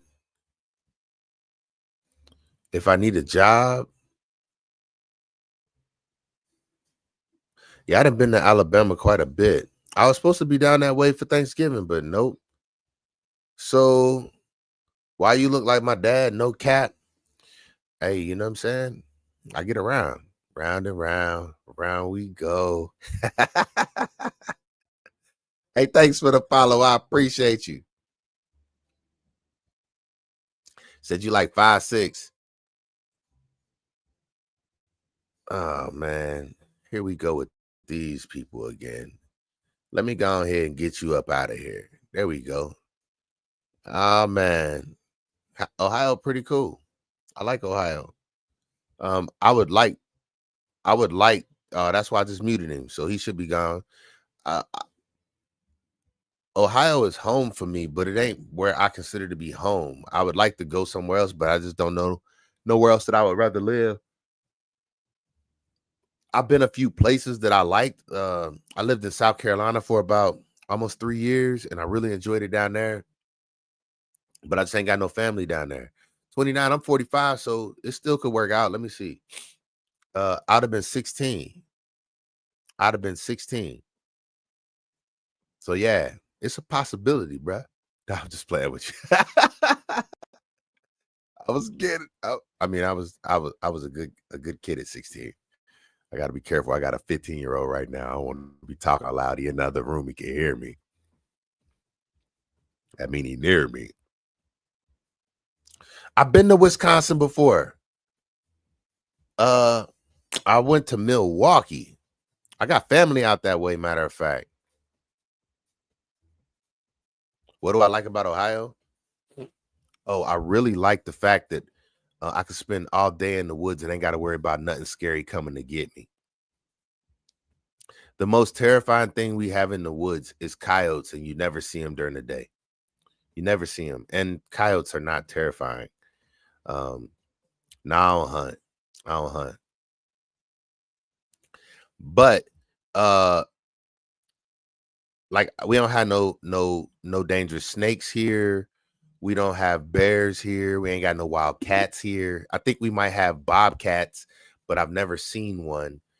Uh, so they're very, very rare if we have them. And a bobcat is not like a cougar or a mountain lion, like in California. You ain't got to worry about getting attacked by them. Yeah. Well, I ain't scared of snakes. I just prefer not to deal with poisonous ones or big ones that can eat stuff the size of humans. So, um, and another thing, we don't have a whole lot of like deadly spiders. We might have black widows, but that's about it. Hey, thanks for the follow, Drew. I appreciate you. You already know what it do. But we don't have no dangerous spiders here. Not really. We might have maybe like brown recluses, maybe. We might have black widows, maybe, but I don't really ever see those. And then snakes, the most deadly snake that we have here. Now there is supposed to be some kind of rattlesnake that might be here, but it's like very, very few of them. And then we might have like water moccasins and I think that's right, water moccasins, cottonmouths, but very few of them. So there's that. But we don't have nothing big. No bears. The worst thing that we have people who own wild animals, and we had a guy who committed suicide, and he let all his wild animals go. He had like I want to say like 50 big cats, and he let them go before he committed suicide. And they wreaked havoc on the area around, but I think they ended up catching all of them. But this was like some years ago, probably like 6 or 7 years ago. So you get into any interesting situations with wildlife. Actually, we used to catch a lot of wildlife, mainly like on deployments. We would catch what are those spiders called? Camel spiders and scorpions and stuff like that. I never came into contact with anything that I was like scared of. Now, the thing that we had to worry about the most on deployments for me was stray dogs. We had to put them down every time we saw one. Hey, that was weird. I get it. Like, how do you own big cats like that? He had like a small farm, and life got hard for him, so he decided he wanted to put the animals down, or not put the animals down. Uh, like I said, he committed suicide, and before he did, he opened up all the cages and let all his animals go. And I don't know how long it took. I think it was like 40 days before they got all the animals. But it was crazy because they were just running around in the streets, and people were terrified. I don't think anybody got hurt, at least to my knowledge. Let me look it up right quick. I could tell you exactly when it was and how many animals he had, because I could have been misquoting how many animals he had.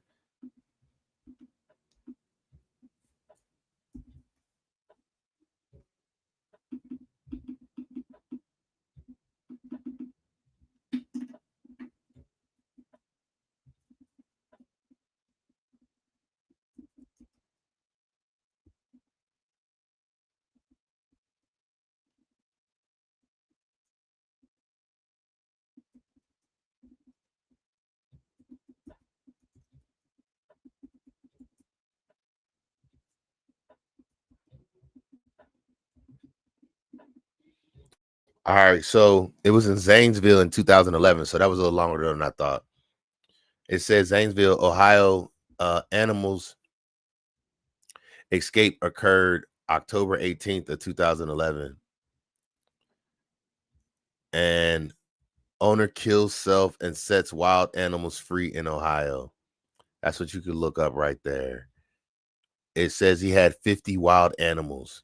Sheriff deputies shot. So hold on.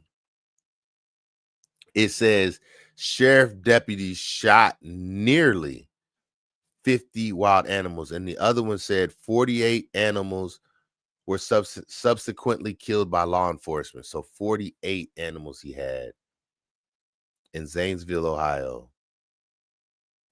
And that's all big game animals too. Like he had 58. So it says Terry Thomas allegedly set 50 of his 56 exotic animals before taking his own life by shooting himself in the head. Lions, tigers, and bears, oh my. But then it says, and wolves were among the animals that escaped and were hunted by local law enforcement out of fear for public safety. 48 animals were killed by the local police, while 2 were presumed eaten by other animals. So 2 animals got eaten. He had the animals confirmed to be dead were 8 Bengal tigers, 6 black bears, 2 grizzly bears, 2 wolves, 1 McCoy monkey, 1 baboon, 3 mountain lions, 7 African lions, 9 male and 8 female. 17 African lions, 9 males, 8 females, 3 leopards, a small grizzly bear, 2 monkeys were left caged inside of Thomas's home. These animals were tranquilized and sent to the Columbus Zoo. So that's what he did. That's a lot of animals. Yeah. And they killed all those animals, man. That was crazy. Well, you know that guy, what is it? The lion, whatever that guy is that they got that Netflix series about, and he in jail now. The lion tamer, the lion, I don't know. But if you owned big game before a certain time, there was no law saying you weren't allowed to. Yeah, the Tiger King, that's who it is. That's who it is. You're right. So they allowed that stuff, you know what I'm saying? And you can still do it, but you can't get them into the country now. I do believe there's like a ban on that. Like you can't get them from another country and have them sent here. These people are basically owning their own little zoos, and it's like a private zoo, and they need to have some kind of regulations on private zoos, I believe. But that sounded like hoarding to me. To have 58 animals, that sounds like hoarding.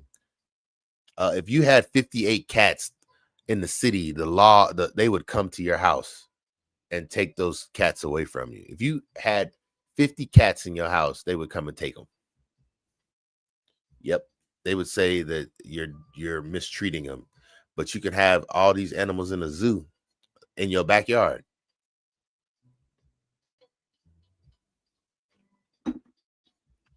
If you own 50 dogs, you'll get hit for mistreatment. Man, forgive me. This gonna go bad. Basil. Fresh basil. My little basil collection. Man, here you go again. Here you go again.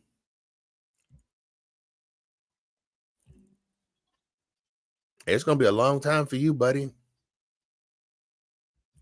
It's gonna be a long time. You better hit that follow button, or I'm gonna go ahead and drop you right now.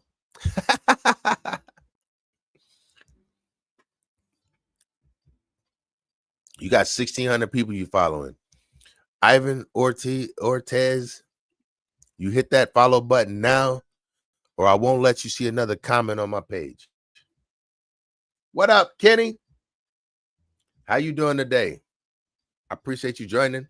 I appreciate you commenting. Much respect. Thank you. Hey, Ivan, I'm gonna give you a countdown. 5, 4, 3, 2, 1. Hit that follow button, buddy. You done. Come on. Hey, there we go. I'll let you stay. Hey, I'm gonna get the 10,000 subs one way or another. You come in here commenting crazy. That's what you're gonna have to go through. Or you're gonna have to go to. That's right. You're gonna be putting that crazy comments on my channel. You're gonna have to pay for it if you want to stay for it. Now, you can comment like everybody else.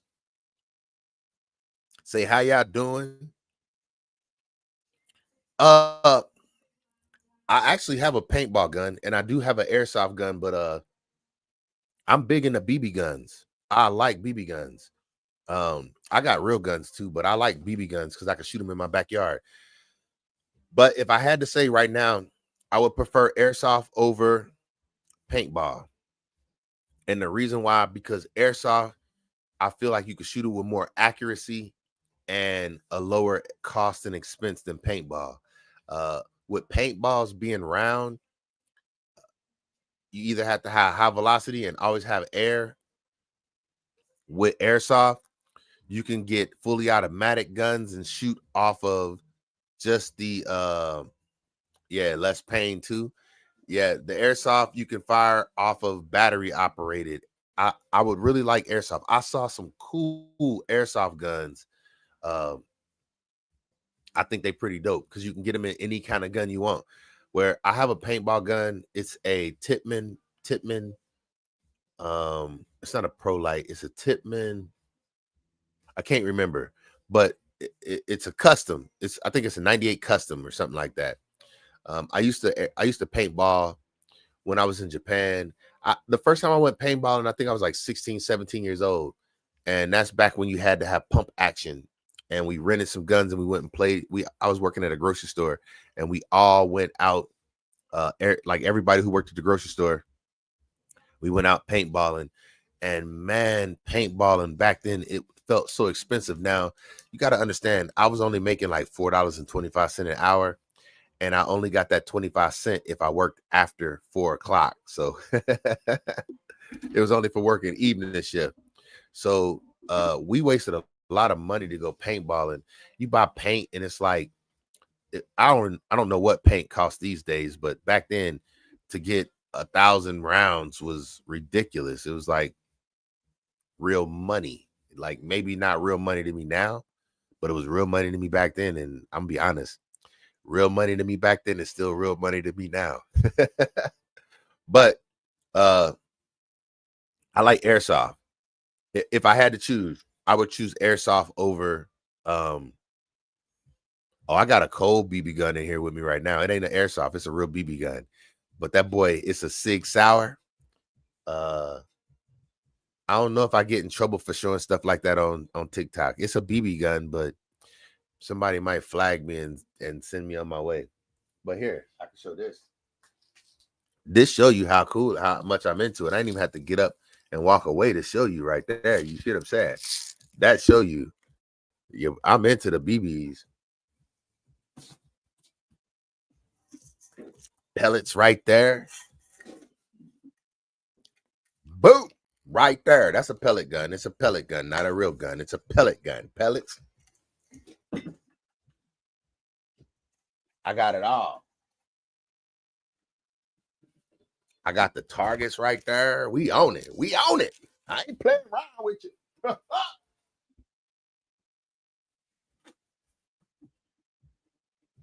I got the CO2 cartridges up in this boy right here too. I got everything. I'm ready to go. Well, only reason I'm in the BBs is because BBs are cheap and easy to get. It was what I grew up with. Like I grew up with a Daisy rifle. Like I got a Daisy rifle that's sitting out near my fire pit, and it's been out there for like 3 years straight in the weather and everything. It's rusty, but boy, when I that boy worked. I just leave it next to the fire pit. I don't never think about bringing it in the house. but I guarantee I probably got about 5 BB guns in this house right now. Yeah. I just showed you one, and you saw how close that was. I should have that boy locked and loaded just in case somebody come running up in the house and just grab the BB gun and be, pop, pop, pop, pop, pop. Be like, oh, they thought it was a real gun, but it ain't. It's just a BB gun. Now I got some real ones. Don't play with me now. Don't play with your boy. What up, girl? You can come out. Come. My dog want some attention. It look like you want some attention. Yep. You gotta go potty or something because you don't normally come out your crate. No, she don't. My best pickup line, man. I don't have many pickup lines. What your name is? What's your name? What's your sign? Soon as she buy that wine, I just creep up from behind. Tell me what your interests are. Who you be with? No, I don't have no pickup lines. Oh, that's a question for chat GBT. Hey, hold up. Let's do that right quick.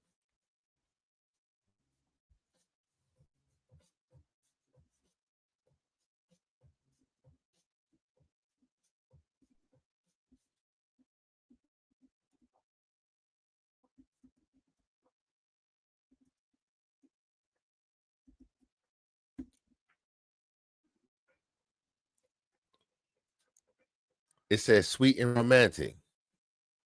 Are you a magician?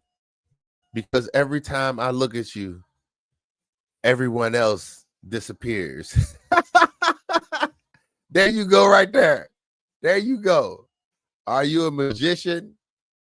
Because every time I look at you, everyone else disappears. Hey, that was dope. That was dope. Do you have a map? Because I keep getting lost in your eyes. What's GNX? Oh, never mind. You talking about that Kendrick Lamar, huh? I must be a snowflake because I've fallen for you. How do you sound, y'all? Is this gonna work for you? Are these pickup lines gonna work for you? That was sweet and romantic, clever and witty. Are you French because Eiffel? Eiffel for you?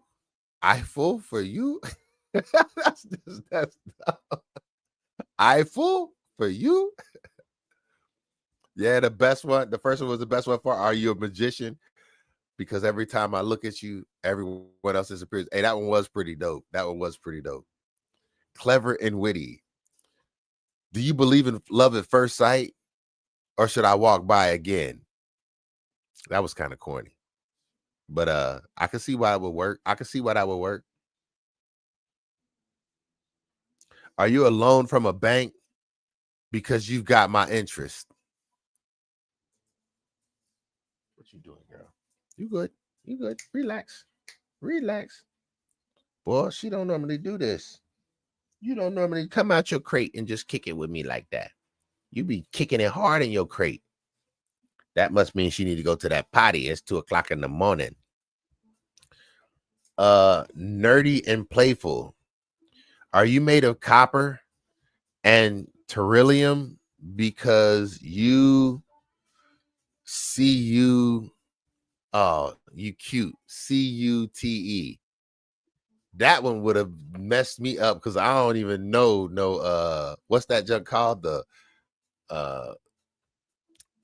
I don't even know what it's called, but copper and beryllium, because you are CU-TE.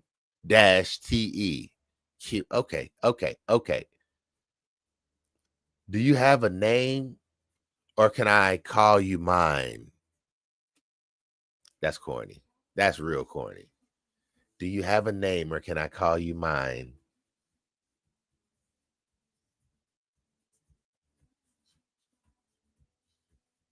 Man, funny and bold.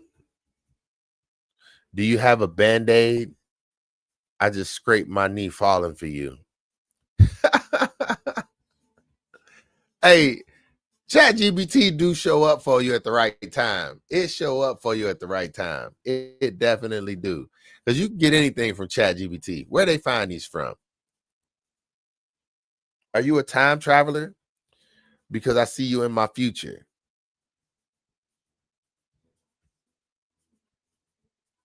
If you were a vegetable, you'd be a cucumber. What the heck? Which vibe you going for? I ain't going for none of them. None of them. You hear me? None of them. But that was dope. Hey, thanks for that question. And then even though you bounced. Hey, I hope that what's his name? I hope he came in this boy and really left that follow. If I look at Ivan Ortez and he ain't follow after all that corny stuff he was saying to me, I'm gonna be mad. Girl, you got a thick neck. You a big dog now. Big dog. Big dog. My logo. She with me. What's your favorite series you watched? So right now, I got a few that I like. I like Netflix mainly for series, and my favorite series so far has lately has been I was just talking about it earlier with somebody. Stop, girl. What's the name of that Netflix original series?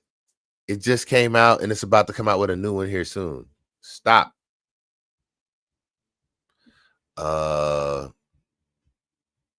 Squid Games. I really like that. I even watched Squid Games. I watched Squid Games and then I watched the Squid Games where real people got to play it. And now they're saying Squid Games Part 2 is about to come out now. So I'm gonna want to see that. I think you got to go potty, huh? You need to go potty. Is that what you're trying to tell me? Yep. What's yours? What's your favorite series right now? Because I be needing a good series.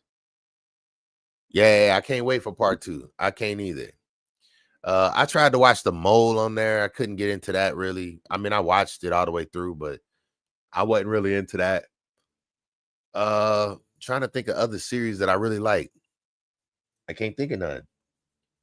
I can't think of a single one. All-time favorite series, Star Wars. Okay. I haven't been able to watch. I tried to get into Star Wars, but because I don't know and understand the order of things, I never get it right. I'll be trying to watch Star Wars and you watched every movie. Hey, so you watched the TV show? Do you watch the ones on Disney? What is it called? The Last Mandalorian? Or is that right? Mandalorian or Last Mandalorian? Is it whichever one it is Mandalorian? I watched that. I watched the Mandalorian. Yeah, I can't say that I've seen it all. At first, when I was younger, I didn't get the humor of Star Wars. Now, as I'm older, some of the stuff I be watching, I'm like, wow, that was actually kind of funny. Yeah, the Mandalorian was pretty good. I like that. I did. I watched it. I don't know if I got Disney no more or not now.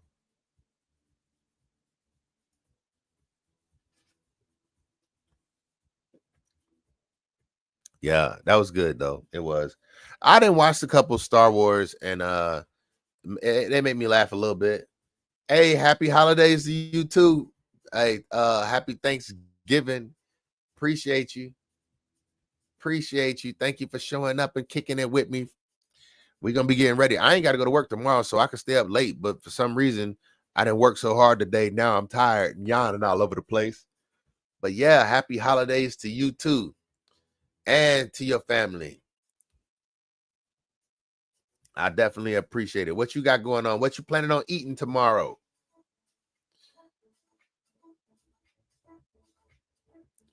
Anything big? Obviously, you got a big meal planned out. Oh, I just swim in the gym. That's it. I swim 3 days a week. I don't lift no weights no more. I don't do no running no more. Only thing I do is yard work, and I swim now. Now, when I swim, I spend just as much.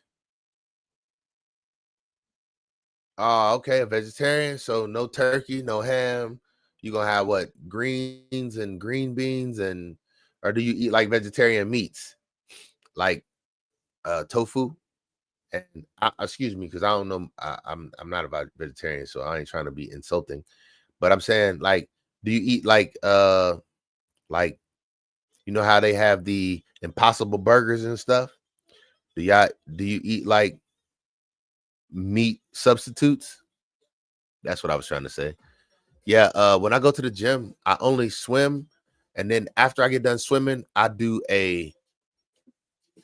it's a stretch, excuse me, a stretch and a side wall workout. Like I do exercise on the side of the pool where like I put both my feet up on the pool and just try and keep myself afloat for 2 minutes with my knees bent. So it's like a shoulder workout. I do a lot of extra workouts like high knees in the water, stuff like that.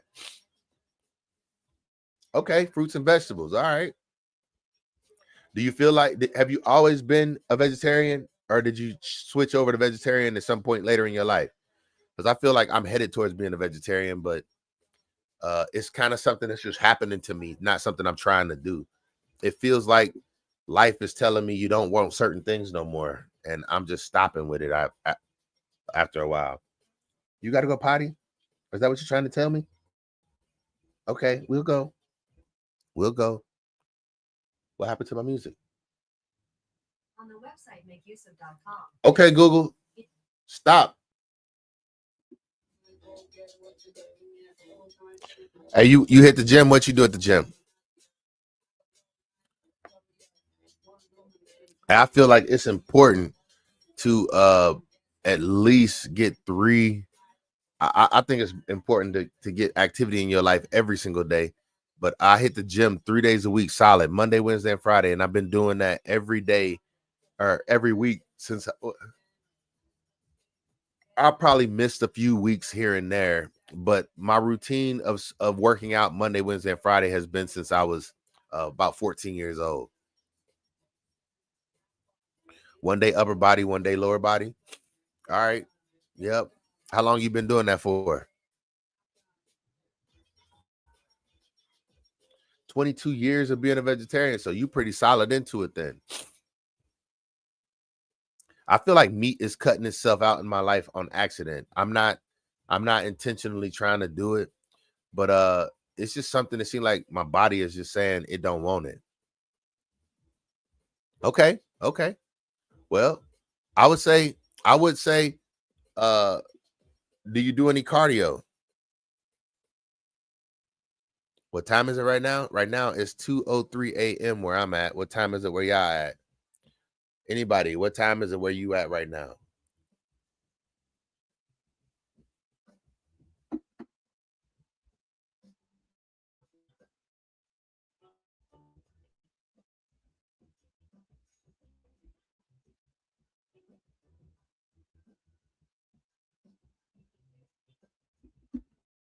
Oh, it's 11:03. Which you in California area?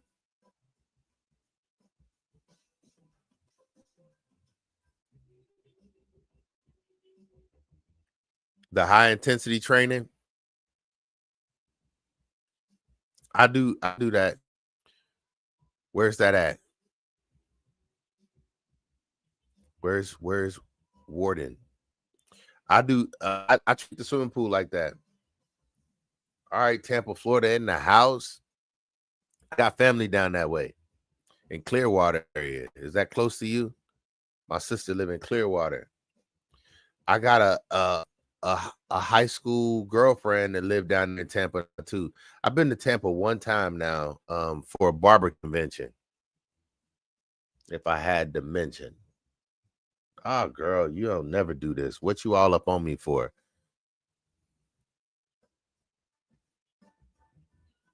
My sister left and came up here during the hurricane. Did they just have another one? Because my mother was down there during the second time, but yeah, my mother left and came up here. or excuse me, my sister, she came up here and hung out trying to get away from it. How did y'all live down there? Skate community. How did you do during the hurricane? Did everything go good for you? Did you evacuate?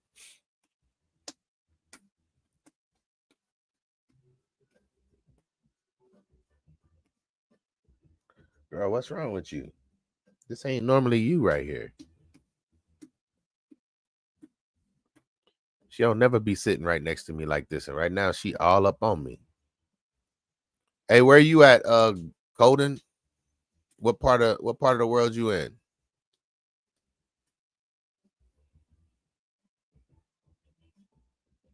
And Skate, did you leave? Did you evacuate during the hurricane? What is it, Milton? Milton is what came down there and devastated here lately.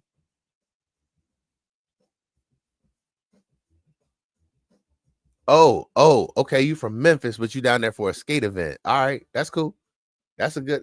That's still good right there. Heck yeah, yeah. See, I want to get back into skating like that, but I don't be having nobody to go skating with, and I tell you, I got a little bit of an issue. I don't like going places by myself, especially places I don't know. So that's one reason why I got a service dog, because she always go everywhere with me, but I can't take her in no skating rink. It just wouldn't look good to be on the floor with a dog next to you. But I'm normally always moving solo, so um I don't like going too many places. Oh yeah, my bad. You did say you was in Wisconsin. I apologize. We talked about that just a minute ago. Yeah, I used to go to skate things all over the place, but now I don't have many people that I can go roll with, and I don't trust many people. So um don't really roll with many people. I wish I had more people in my life to go do stuff like that with, but skating up here, it's still fairly big, but it's kind of like if you ain't in with the people who skate, it's hard to get in with the people who skate. Uh-oh. I got a message. Message. Let me see how I get to that message right quick. Right there, right there.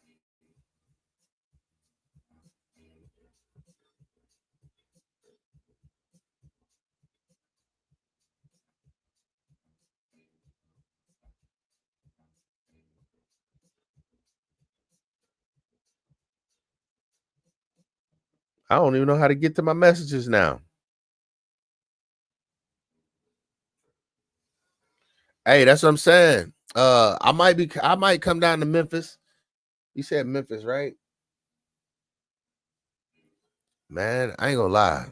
I'm scared of Memphis, boy. It'd be hot down there. Boy, it'd be hot down there. Oh, having kids, how did it change my life? Big time. Big time, because that's when I started fearing. So I lost my father at a young age. I lost my father when I was 14 years old. So once I had kids, I started doing everything to make sure that my kids didn't lose me that early in their life. And so I stopped taking a whole lot of chances. I stopped taking as many chances as I used to take. I started playing it a whole lot safer. I don't, kind of like I just said, I be wanting to go skating, but I be worried about going. Like, I don't want to be the person who got taken off this earth because I was enjoying myself when I got responsibilities. That, if that makes sense. Chill, girl. I know you want to be pet, but I ain't on that right now. And I don't know how to get to my messages either. But yeah, that's a big deal for me. I I don't take nearly as many chances as I used to take when before I had kids. I used to ride motorcycles. Now I don't ride motorcycles no more because, uh, like I didn't had friends who have met their end too soon because they was out playing around on the motorcycle. And I don't think it's about how well I ride a bike. I feel like I ride a bike real good. But nowadays, chill. Nowadays, it's too many people that are distracted driving. So I'm getting a lot of messages right now. Too many distracted drivers these days that are that's what I fear more than anything, is not because of something I done did, but something somebody else do. So same thing. Like I don't be wanting to be out places that I really don't have much business of being. Like I think that's kind of like crazy.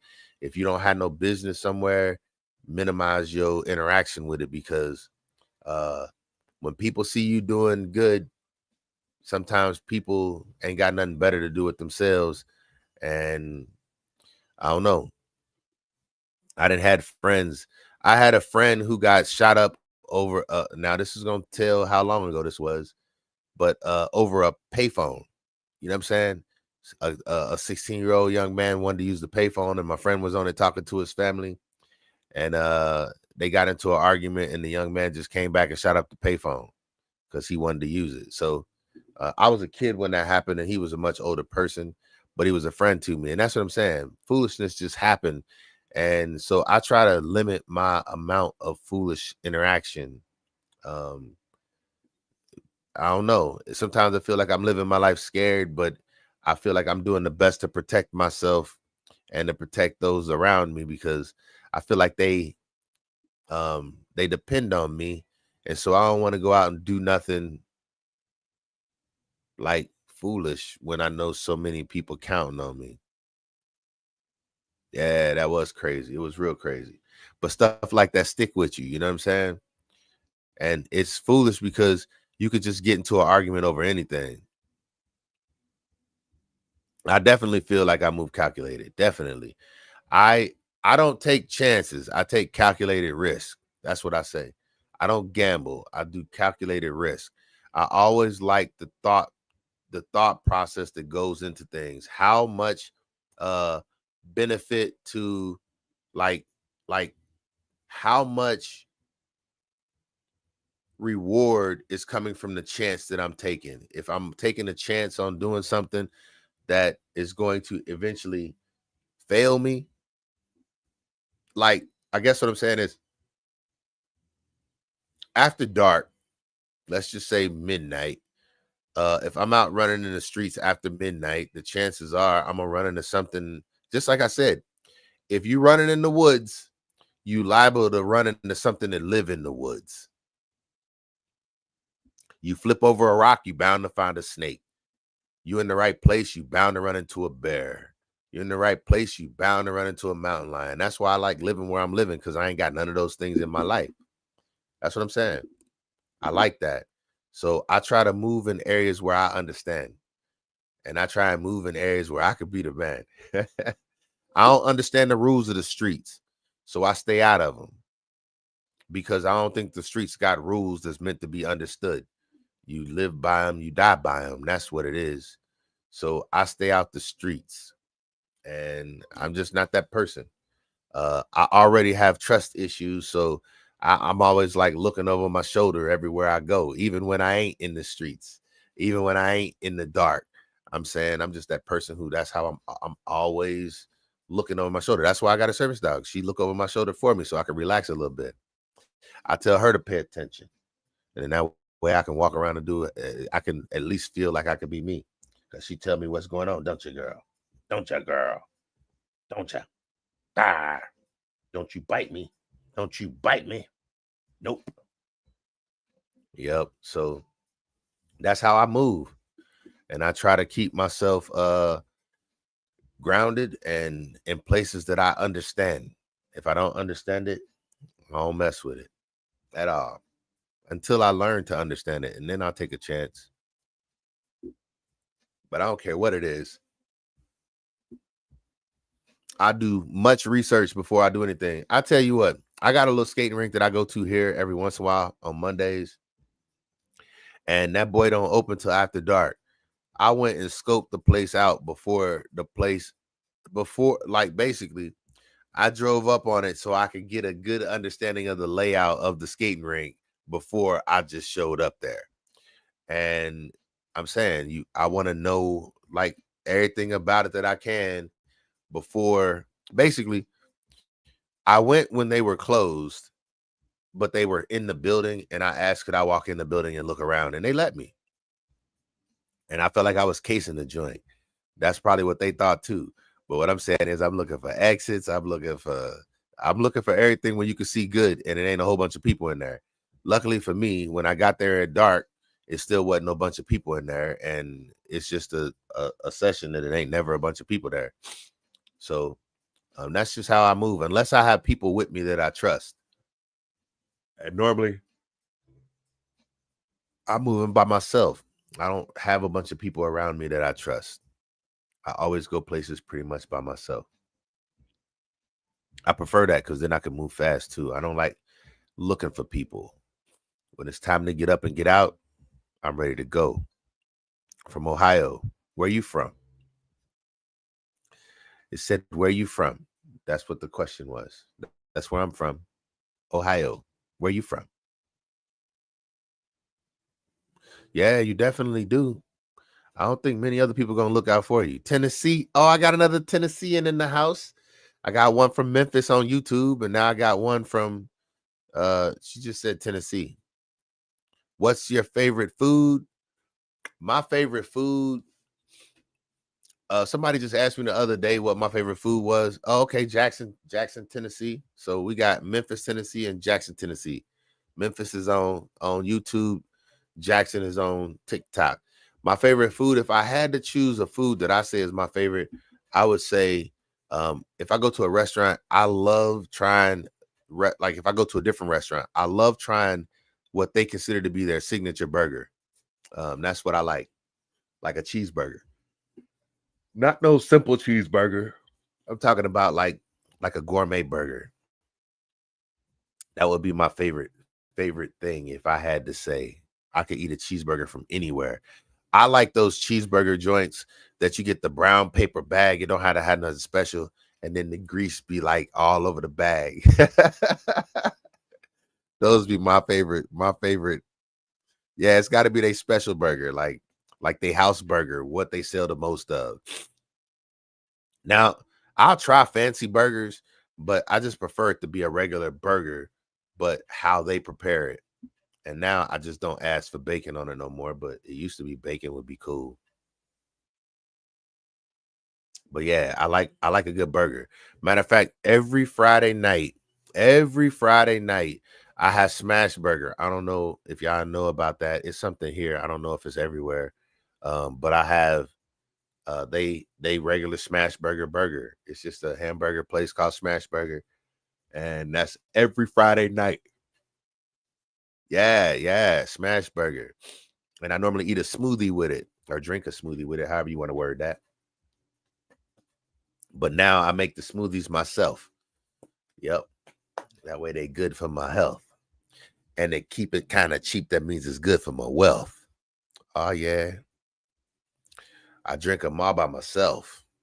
I don't drink it loud. That mean I drink it in stealth. Yep. Hey, I'll tell you, Smash Burger is good. If you ever come across one, try it. I just get the regular Smash Burger. It's nothing fancy. My bad, y'all. It's 2:00 in the morning. I've been up all day, but I ain't got to go to work tomorrow, so I don't plan on getting off of this, boy. My pup sitting here asking me, can she go out to the potty? Is what it feels like, though. You telling me you got a potty? You got to go bad? Why you ain't go when I took you, huh? Hey, go relax. You doing too much. Relax. You doing too much, girl. We'll go out in a minute. Give me a minute. I ain't ready to go outside. I just got out the shower not too long. Well, I've been out the shower for like 2 hours now.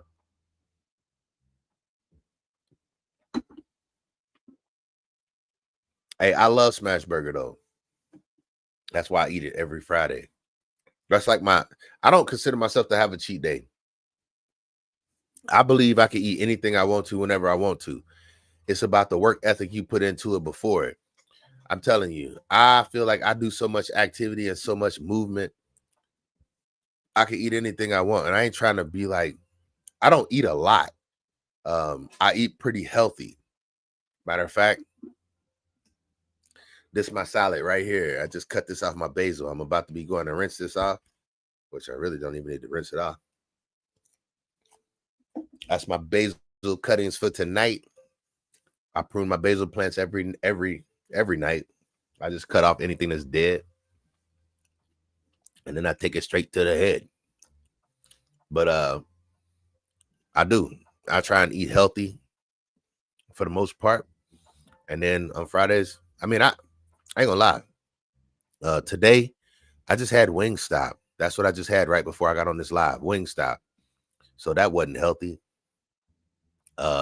Yesterday, I had Texas Roadhouse. I had a steak. So the majority of my food is carry out because ain't nobody really cooking in this house. Not like that anyway. Well, we cooking Thanksgiving dinner. Nah, I don't have no orders. I don't do nothing with food. I eat whatever's put in front of me. Um, that's what's crazy. Everything I just ate from Wingstop today was everything that I didn't want. So what happens is my wife, she'll go and get whatever she get, and I just eat. Like I don't. So I'm military. And when you walked into a DFAC, you didn't get to choose. Well, you get to choose from what they had prepared, but that's it. Wasn't no special orders. You walk into the DFAC and they got 2 different meats. You pick which meat you want, and then they got like 3 or 4 different vegetables. You get 2 vegetables. And so I grew up in a household where I didn't get to tell my mother what I wanted. I had to eat what she put in front of me. And like I said yesterday, if I ain't eat what she put in front of me for dinner, I went to bed hungry and I ate it for breakfast. So now, even though I have a say-so in what I eat, I still treat it the same way because who am I to think just because I got older that I'm any better than I've ever been? I'm still the same me. So I still treat myself the same. I'm saying I'm not picky when it comes to food. As long as food get put in front of me, that's what I eat. But you asked me what was from Wingstop today. I prefer not to eat Wingstop, but everything was boneless. She got like a snack pack or whatever it's called. What I really like from Wingstop is that corn on the cob that they got, the little round corn cob things. Those things are amazing. That's my favorite thing from Wingstop right there. The corn on the cob. My favorite thing. Hey, I appreciate it. Thank you, skate community, for stopping through and saying what's up. I hope I didn't miss you. I don't be seeing the comments all that good. But hey, I appreciate it every chance. And I'm about to get back on them skates. I am about to get back on them skates. My knee is feeling better. That's right. That deep fried Cajun corn. I love it. I love it. That is great to me. I like they wings. I'm gonna tell y'all something. Buffalo Wild Wings, they done fell off big time to me. We normally get Buffalo Wild Wings for like football games and stuff like that. I'm a Bengals fan, you know what I'm saying? Even though we ain't doing so good right now, but hey, I still ride with them. I don't care. Bengals ain't been doing good my whole life. So if I've been a Bengals fan this long, I can deal with them losing now too. I'm not a fair weather fan. But if my kids were ever to play for another team, I would be rooting for them. But no, I am a lemon pepper. I like lemon pepper. Lemon pepper. That remind me of that lemon pepper freestyle. Drake's lemon pepper freestyle. I love lemon pepper.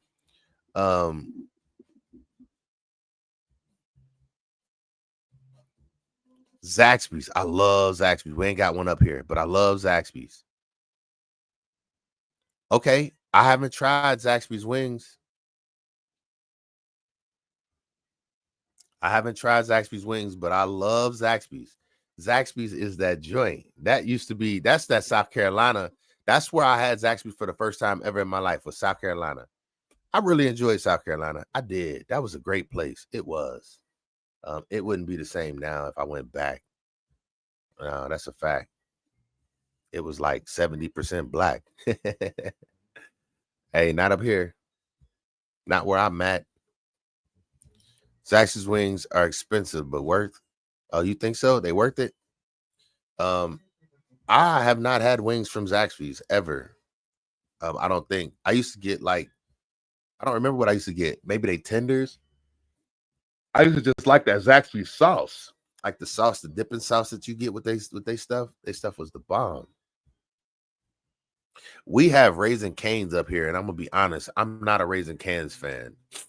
Anybody in here Raising Cane's fan?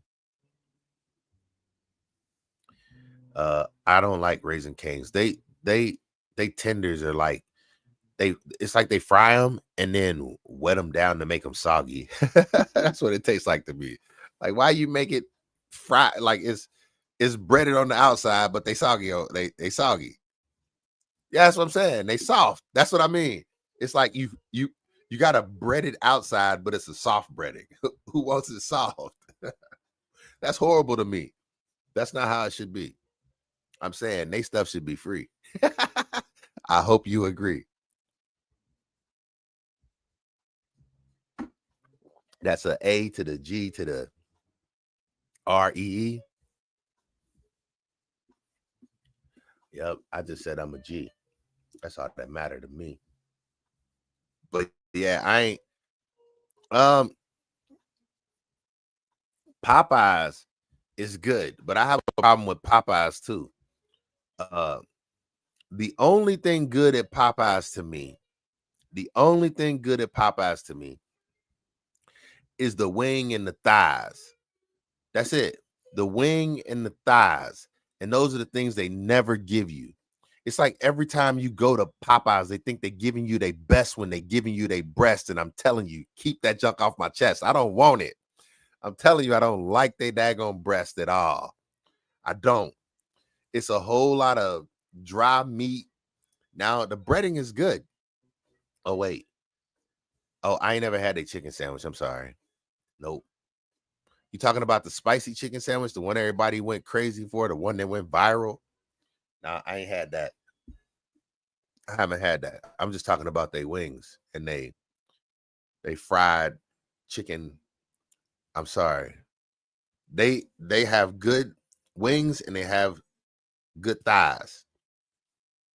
I'm sure their legs are good too, but it seemed like all they do is just hand out breast all the time. A breast. It's like my wife just went and got that not too long ago, and it was like a breast and a wing, a breast and a thigh. It's like, don't do that to me. Give me two thighs. You can keep the breast. I'm telling you, the thighs are the best. I love them. That's where it's at. Yep. I guess I just told you I'm a dark meat kind of person. That's even why I like this turkey roast, because you get the white meat and the dark meat together. That turkey roast is amazing. That's what we have for Thanksgiving. We do not do a whole turkey no more. It gets wasted in my house, and I don't like anything to go to waste. I am literally the human garbage disposal in my house. My wife could bring something new home to eat, and I'm like, I'm gonna eat what was left over from yesterday before I eat what you brought home today, because I'm cleaning it up. Yeah, I like seafood. I like seafood boils. I like uh yeah. And I'm not even a big food person. I'm not a big food person, like, at all. But I do like food, but I'm not a big food person. But I like all seafood pretty much. Not all. Not all. Let's take that back, because I'm not like a mussels type person. I don't like oysters and stuff like that. Um, I'll try anything once. But that's your favorite is seafood? Seafood boils? So you like the corn in there, the crawfish, the crab legs. Uh yeah, I could do that. I could do that. The potatoes, the red, what is those red potatoes? The uh yeah. So when I was in Florida, they would have seafood boils and they would put gator tail in it. And that was different to me. And then they would make sausage out of the stuff that they didn't use, and then they would put the gator tail inside the sausage. And it's just like, man, y'all putting gator tail inside of everything. That's not seafood to me. South Carolina was the first place I ever had gator tail. That was the first place. I had them in nuggets from like a gas station. It was like a little corner store. You walk in and they're frying up gator tail. And I tried it, and it was um I don't know. It wasn't my favorite thing. Yeah, I done had crawfish. I ain't gonna say I eat it regularly. You never had crawfish before?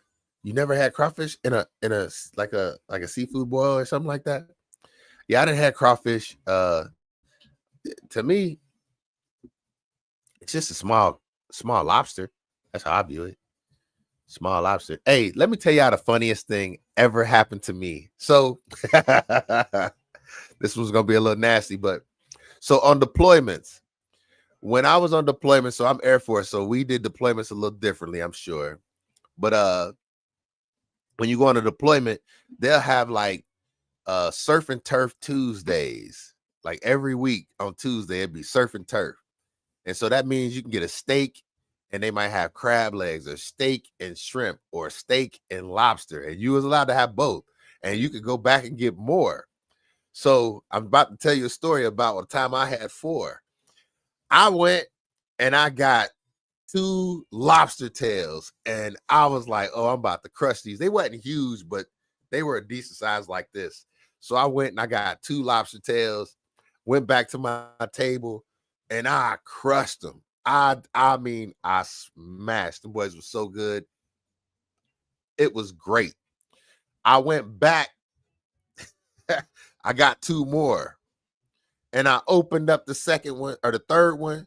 And I was like, hey, what's this brown trail in the middle of this tail? And I'm sitting there, I'm like, oh my goodness, that was a shit trail. I didn't see no shit trail in the first 2. Man, I cracked open that 4th one and I saw the same thing and I started to get sick. I'm like, oh, this is a trick. Oh my goodness. I smashed those first 2 and didn't even look for the trail. The second 2 had, both of them had a trail in it, and I realized, like, oh my goodness, I ate those first 2 so fast that I didn't even think about cleaning them out. Hey, that was nasty right there. That made me feel kind of sick. Like, oh, I just ate 2 shit trails and 2, like I ate 2 lobster tails, went back, got me 2 more, and both of them had a trail in it. I was like, oh man. I guess not. What I'm saying is, how do you clean a lobster tail before you crack it open? You know what I'm saying? They could have cleaned the first 2. I, I I guess what I'm saying is, uh, no, I ate the first 2. At least I believe I did. That was disgusting. I'm sorry to tell you that story, but that was the time when I ate 2 lobster tails with everything in them. They were perfectly seasoned. And now you know the reason. Hey, that was the worst story right there. Yep. But I did. I ate 2 lobster tails with shit trails. And oh, I got a worse one than that. I think it was my 27th birthday. I had a house in Fort Walton Beach, and I used to get these little sugar sweet ants. I don't know if y'all know what I'm talking about. Those little sweet little, they call them like piss ants or whatever. They like sweet ants. So my 27th birthday, I threw a party and I invited everybody over my house, all my troops, but I wouldn't let them leave if they drank anything because I had alcohol and all this stuff. So I bought a birthday cake, and my favorite kind of cake is chocolate. So I sat the cake on the counter, and the next morning when I woke up, I was like, what happened to my cake? Like it looked like the icing, it looked like the chocolate cake started bleeding through the icing, if you know what I mean. Like chocolate cake don't bleed through icing, but I didn't know no better. But what had happened was these ants were trying to crawl further and further into the center of the cake, and they were getting stuck in the icing when they were crawling in. So they just was getting like meshed into the cake. Now I didn't eat the cake. I did not eat the cake, anime. But what happened is I went and I got some I think it was Lucky Charms cereal. And I poured me a bowl, and it was dark in the house. I didn't need to turn on no lights. I just started eating. Like I poured the bowl of cereal and I started eating. Now check this out. Once again, a nasty story. I get it. I'm sitting there like fishing around in the bowl, trying to get the last floating marshmallow. And I feel something crawling on my face. And I'm like, what the heck is that? Like, what is going on? And I'm thinking, like, and I look down in the bowl, and the milk is not the color I thought it should be. Literally, it was a bowl of daggone ants. They was all in my cereal. They was all over my cake. I was pissed. Oh, that was the most disgusting thing. But I guess what I'm saying is I did not realize that any ants were in my bowl of cereal the whole time I was eating. I didn't find out until I was getting the last. I was looking for the last marshmallow that was floating around in the cereal. And then I realized it was ants all in the bag of cereal. I don't know how many ants I ate. That's what I'm saying. Hey, I did get some extra protein. Hey, I got some stories about some nasty stuff. Oh my goodness. And it's the thing, you don't be realizing that you ate it until it's too late. Oh, I didn't ate some stuff. Oh, and I didn't live in some countries where I didn't ate some stuff. And on purpose too. Now I'm saying some of the stuff that I ate, squid, straight out of a daggone, like they got street vendors in Korea. And you walk down, I say a street vendor, they take squid and they just throw it on hot rocks, like cook it over hot rocks. And then they break the squid legs off, or tentacles, or whatever you want to call them. They stick them in a popcorn bag and they just hand them to you. And you walk down the street trying to eat squid tentacles, and it felt like they was getting stuck in my throat on the way down. I done ate some weird stuff. Hey, I went to a restaurant in Korea that I did not, basically they didn't speak English. And so on their menu, they had everything split up by, they had a picture of the animal that made the food on the bottom. So you could see like a chicken at the bottom of the chicken part of the menu. You could see a cow at the bottom of the beef menu, that way, right? So I didn't want to take a chance on ordering something that I didn't understand. Like, just because it say it got beef in it don't mean it's all beef. So I saw a couple sitting at another table, and I'm like, they food look good. I'll just have what they having because I trust that looks good. It looked like fried rice. That's what it was. So the order comes out.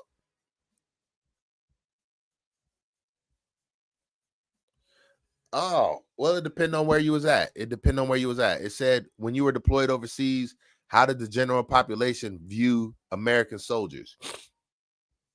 It depends on where you like, and not so much deployments, more so permanent living stations, like I said, in Korea and stuff like that. Oh, I'll finish it.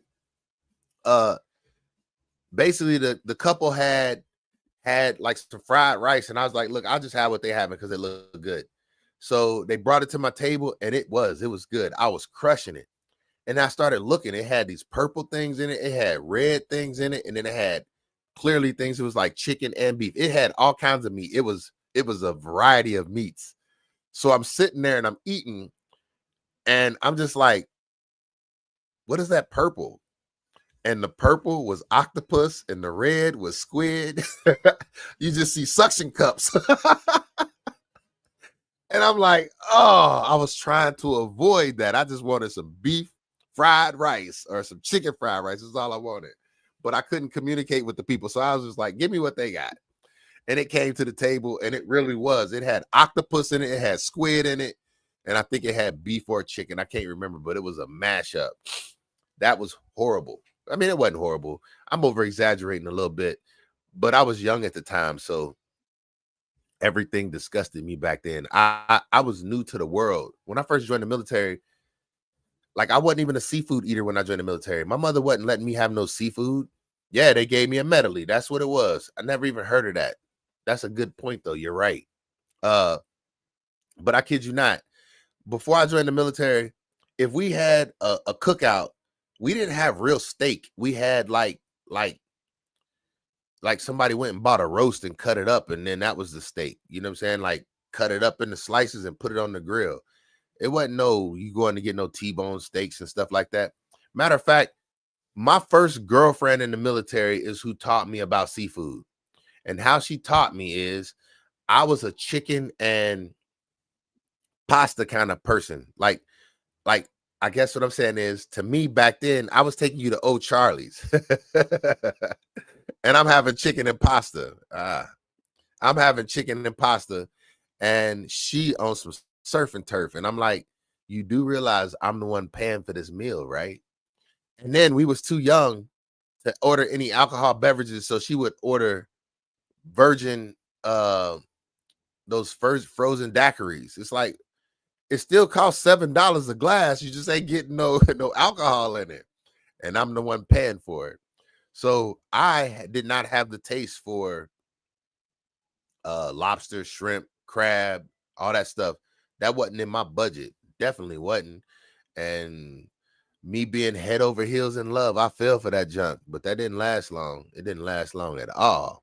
I kept looking at my pay like every time I get paid, we go out to eat, and I ain't got no money left over after this is over with. So that quickly ended. But how did the populations in other places view us? It depends on where you talk about. Some countries loved us, some countries didn't. In Japan, we kind of had a bad name because a lot of soldiers left kids over there. A lot of soldiers were hurting their population. We fight a lot in places. In Germany, they tolerate us. I felt like they did. When I went to like certain countries, they loved us because they knew we were going to help them. At least it seemed like they loved us. Like, let me think of somewhere. When I went to Qatar, I felt like they loved us in Qatar. They didn't mind us so much in Qatar because we spent a lot of money. They let us go off base there. We would go to the hotels. We would go to the malls. We would spend money, but they didn't really need our money. Our money was little money to them. Like they money, big money. They wealthy over there. Most of them are. Even like Kuwait. I saw young people driving around in cars that I only dreamed to afford one day. Kids riding around in big body Mercedes Benz that I never even seen before, holding their arm out the window with just gold just all over their wrist. They just balling, and they kids. You could tell they were kids, and they was living the life over there. They seemed to like I felt like everywhere I went, people always treated me with respect, but that's because I was respectful of them. I felt like in Korea, I got treated good in Korea. But when you went places where they never saw, all right, so this is funny. When I was in Korea, I rode the Seoul train. It's the subway to ride around Seoul, Korea. And I called it the Seoul train because of that. And standing on there, like I said, I go places by myself. Like even when I was in the military, I always went places by myself because I felt like I had less problems when I was by myself, because you don't have to deal with other people's ignorance. But at the same time, you got to worry about somebody bothering you. But most of the time, people don't bother me. So I was on the train there by myself, and everybody, because literally I was in Seoul, Korea. There was no American on the train, and I was the only black person on the train. And that was odd. Everybody was staring at me, and I would look over at them, and some people would look away like, oh, he's looking because I've been staring. And some people didn't care. It's like, I've never seen a black person before, so I'm going to take this in. In Japan, it felt like when they saw, especially like a black person, they automatically thought we were like famous or something. Like, you play basketball? I ain't tall enough to play no damn basketball. But I don't know. Like, so I went to Japan. I lived there for 2 years. I lived in Germany for 3 years. I lived in Korea for a year. All of those places, I felt like they treated us fairly good. Japan, we had a lot of problems because people were um, sexual assault and stuff like that happened a lot. And so, like, even now, I don't know if they got it now, but they ended up going to curfews and stuff like that, where we had to be on base at a certain time. Not while I was there, but shortly after I left, they did. Yeah, it was a weird feeling. Like, uh, I didn't feel like discriminated against by any means over there. It's just you could tell that people had never seen a person like you before in some areas, because, like, in countries like that, the population all are the same nationality. Like, it's not diverse like the United States, where you see a person who don't look like you every day. There, everybody looks the same. Not looks the same. I don't want to make it like that. I'm saying they have the same skin complexion. They have the same hair color. Uh, and they have a lot of the same features. I guess I just said they look the same without saying they look the same, because I just said it again. But they're all similar, and they all talking the same language. So a lot of people don't see other people when they live places like that. So that was a little different. The worst I feel like I've ever had it was in Korea, because I actually went to Seoul, Korea, and I was by myself, and there was no Americans on the train whatsoever. So that was the first time I ever rode a subway somewhere other. Like, I don't think I had even rode I know I hadn't rode a subway in Ohio. I mean, in the United States before I rode the one in Korea. That was the first time. Matter of fact, I still don't think I've ever ridden a subway in the United States. I think the only place I've ever ridden a subway now is in Korea. Yeah, that's the only place I think I've ever ridden a subway is in Korea. So that was interesting to me, though. I had a good time over there.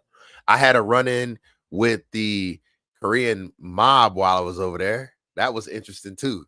They told me to get off their corner, and that was a real easy one. Like, so they little, I don't mean little in a bad way.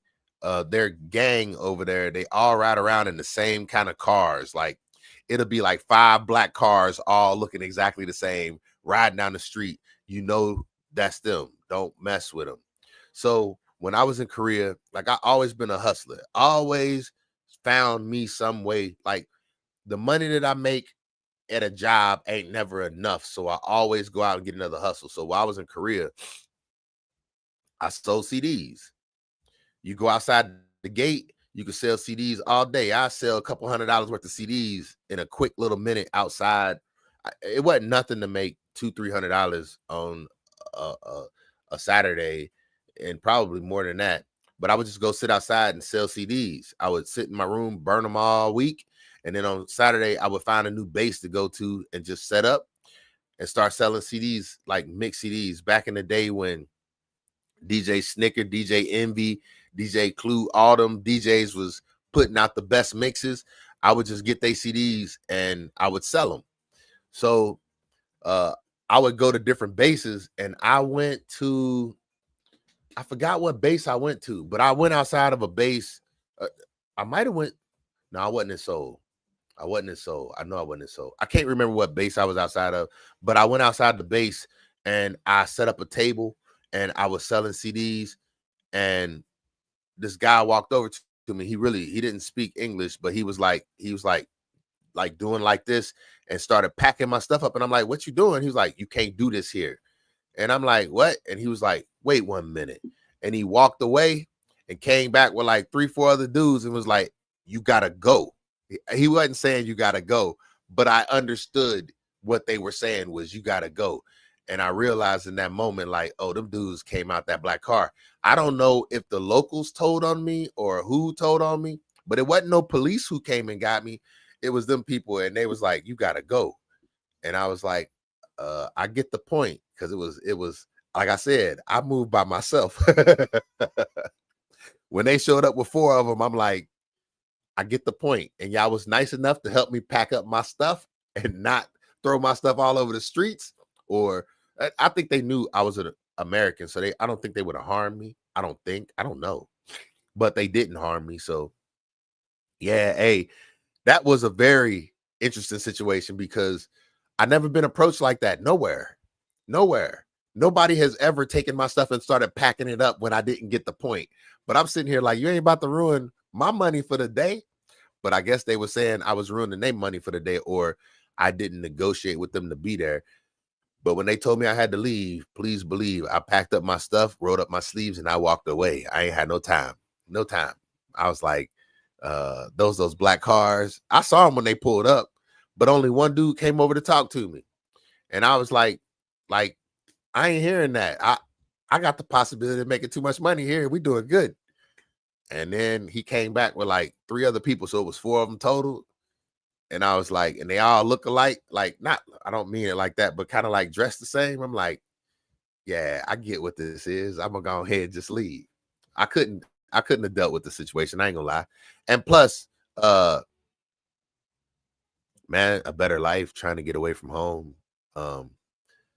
Man, I didn't know what I was gonna do, and I didn't see no opportunities for me, and I knew college wasn't for me. So the military was a chance to get away, start like it was the way that I knew I could get a secure income and a chance at a better life without having to work at a factory, a plant, a grocery store. Like I didn't understand how to get out of minimum wage income any other way. And I'm gonna be honest, now that I'm on the other side of the military, the only thing that I can think of for myself is starting my own business because I don't see how I really make it doing it for somebody else. Now, I drive a train part-time. I love driving this train, but I can't see, I don't know. Like, and I'm sitting here trying to make my own businesses. I keep trying to start my own businesses, and it seems like I can never come up with an idea that makes the money that I want from an idea. So the military was the only way I could think about it. Like, and plus, I'm a firm believer in like when I joined the military, my only goal was to retire. That was it. Like I signed up for six years, every single enlistment. I was not leaving the military without a retirement.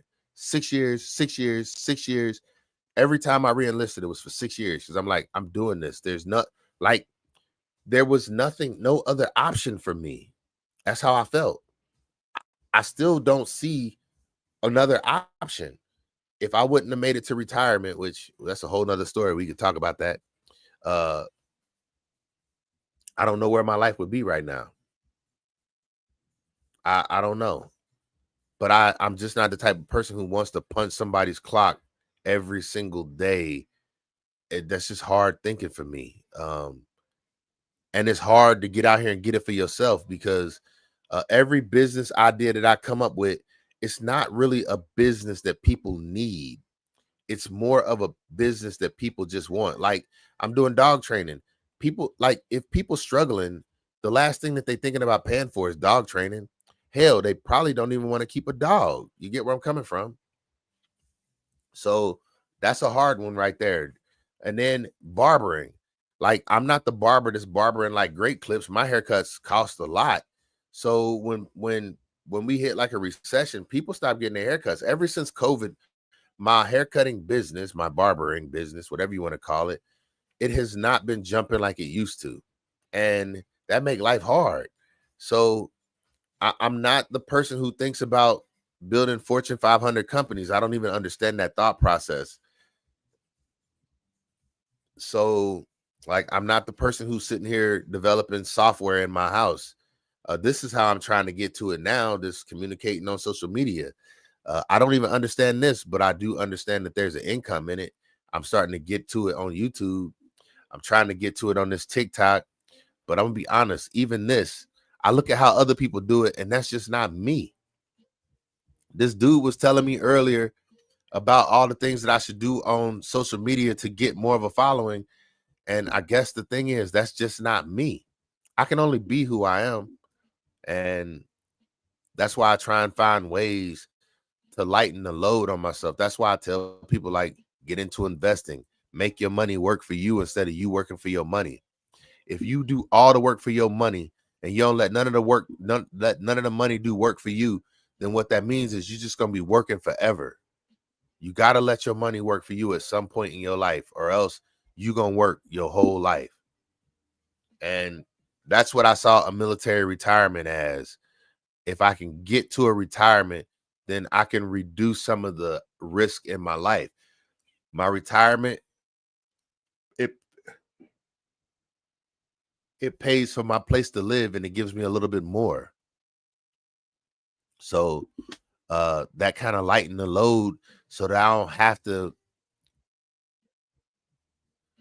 I mean, I still got to get out and work, man. I just worked all day today. I didn't get home from work. Well, I went to the gym afterwards, but I didn't get done at work until 9:30 tonight.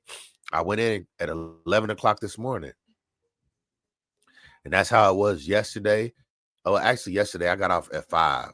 I got off at 5. I got home at 5. So I didn't have to go in after that. But on Monday, I worked from 11 to 9. Today, 11 to 9. Friday, I'll be working from 11 to probably 9. Which that's not bad. I'm not complaining because I love what I do. But I could not see doing this forever. And even while I'm doing this now, it's just because I'm trying to get to a goal. Just trying to get to a goal.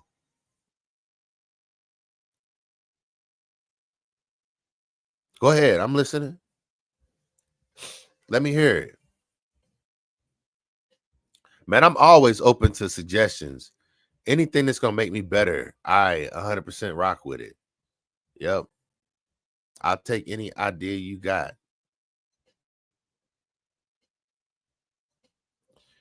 Okay. Yep. Mic'd up. NFL, mic'd up. How that work?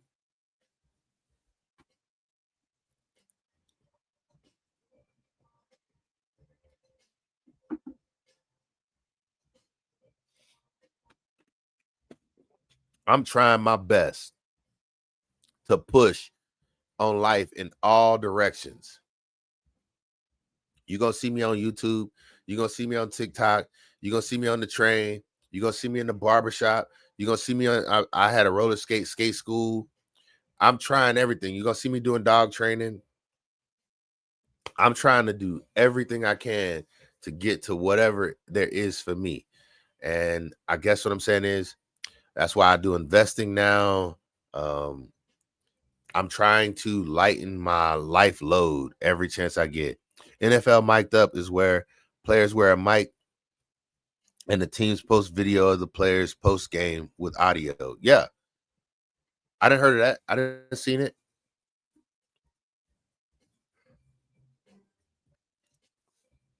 How do I make a business out of it? I'm listening because I love talking, if you didn't notice. And that's what I feel like I'm supposed to be doing. I would like to get into life coaching. That's what I would like to do. But I gotta prove that my life is worth coaching others into. Like, you gotta put yourself in a position to where you can give people advice and people actually want to take it. Right now, I can't get nobody to take my advice because they don't see a separation between me and them.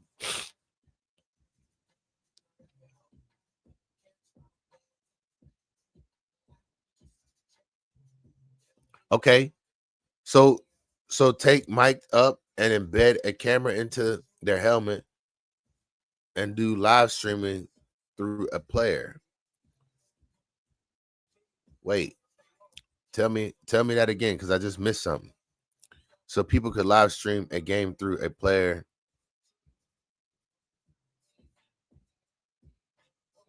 I don't understand though. How do I make that a business? I gotta get in touch with players then. I don't know no football players.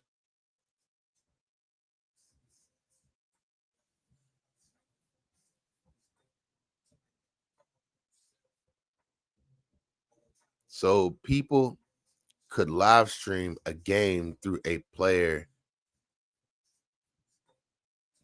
I'm working on that. Oh, definitely. I'm working on that. I'm trying to get all kinds of networks. This is exactly what I'm trying to do.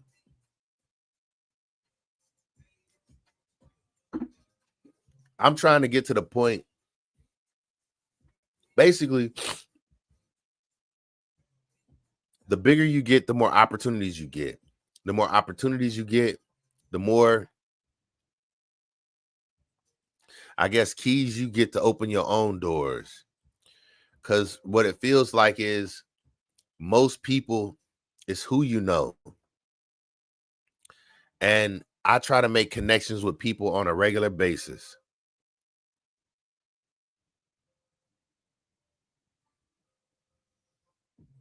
Yeah, I think that's a great idea too. Not think the same thing. Like, I don't even know how to talk to a football player. Now I did meet one. Hey, what's going on? Welcome back. Hey, you up late? That's right. It ain't what you know, it's who you know. Very much easy right there. If you know the right people, you can get anything accomplished.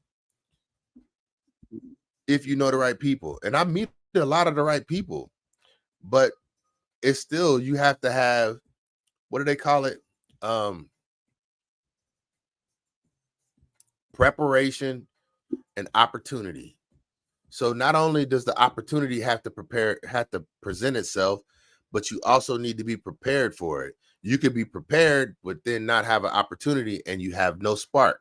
You could have the opportunity and not be prepared and you still have no spark. It's not until you're prepared and the opportunity presents itself that you have a spark. So that's just like I did the John Deere commercials. If I would have been working for somebody when John Deere asked me if I wanted to be in a commercial, then I would have had to go to my boss and say, hey, can you get me off so I could be in this John Deere commercial? And then if the job was like, nah, I can't let you go during that time, then I would have had to think like, what am I going to do? Am I going to turn down this John Deere opportunity or am I going to keep working my job? And so that's what I'm saying. I was prepared for the opportunity and then the opportunity presented itself. And that's how I got to be in the John Deere commercial. And I don't know how often things like that happen in a lifetime, but I felt like that was going to be an opportunity that would have catapulted me into something else. But I'm going to be honest with you. After I did the John Deere commercial, I didn't know how to capitalize off of it and do more with it. Hey, I appreciate it. Thank you very much. Thank you. I try to take a positive perspective on the majority of life. Sometimes it's hard for me. I think it's probably hard for a lot for us all. Like life beats you down sometimes, but I try not to focus on that. And I do. I try my best to always sit and think about. I just sit and think. I do. I take a lot of notes on my life. I'm always trying to improve myself. Uh, I'm always looking for opportunities and I try to stay ready for all opportunities that come my way. I do. I don't care what the opportunity is. If it's an opportunity that I feel like it's going to benefit me, um, with very little downside to it, especially, I do it. I try and take it. Just like I said, excuse me. I work this train. I was trying to get out of debt. I knew I needed to do something, but I could not think of a job that I wanted to do, like a part-time job that I didn't want somebody yelling at me. I wanted it to be enjoyable. I didn't really need a part-time job to get out of debt, but I knew it would help speed the process along. So when this train came along, I went ahead and jumped on it. And I ended up I ended up loving this train. Like it's fun. It's a nice little part-time gig. It's just great. And then I got another benefit. I shot videos of it. And now I kid you not, I think YouTube pays me more off of the content that I put up off of this train than the train pays me for working it part-time. And that's what I mean. It's like if you do anything with consistency, you will see a result. And I understand that. It's just how much I want to put into it. Just like with this dog training, I'm working towards it. Hey, thank you. I appreciate it. I'm working towards getting this dog training started, but I'm not going to invest everything into it to get it started. If it's not meant for me, it's not meant for me. Uh, and to be honest, it's not dog training I want to do. It's actually people training that I want to do. I would much rather help people learn to understand how to get the most out of their dogs than have somebody send their dog to me for me to train. Because if I train your dog and then you don't do nothing with it when I send it back to you, your dog will go back to being untrained as soon as I'm done with it.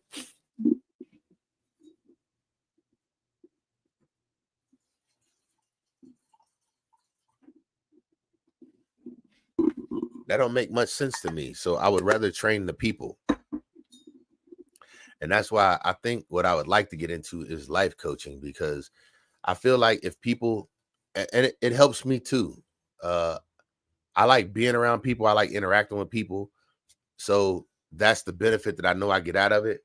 And when I see that I was able to help someone else, it raises my spirits.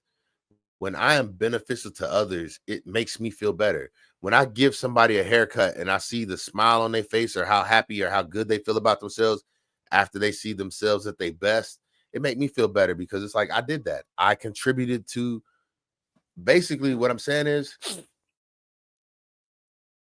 being able to say you help somebody get somewhere, it feels just as good as that person who got somewhere. Because let's just say this.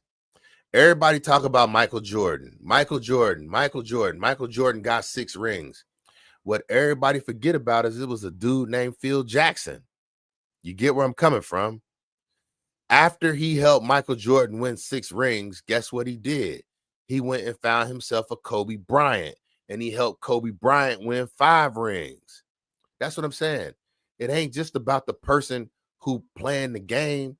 The person in the background is doing the same. He getting just as much fame. When everybody talk about Michael Jordan having 6 rings, what I'm saying is Phil Jackson has 11. He was the one who did it. He took a Michael Jordan, he made him Michael Jordan, and then he took a daggone Kobe Bryant and he made him another Michael Jordan.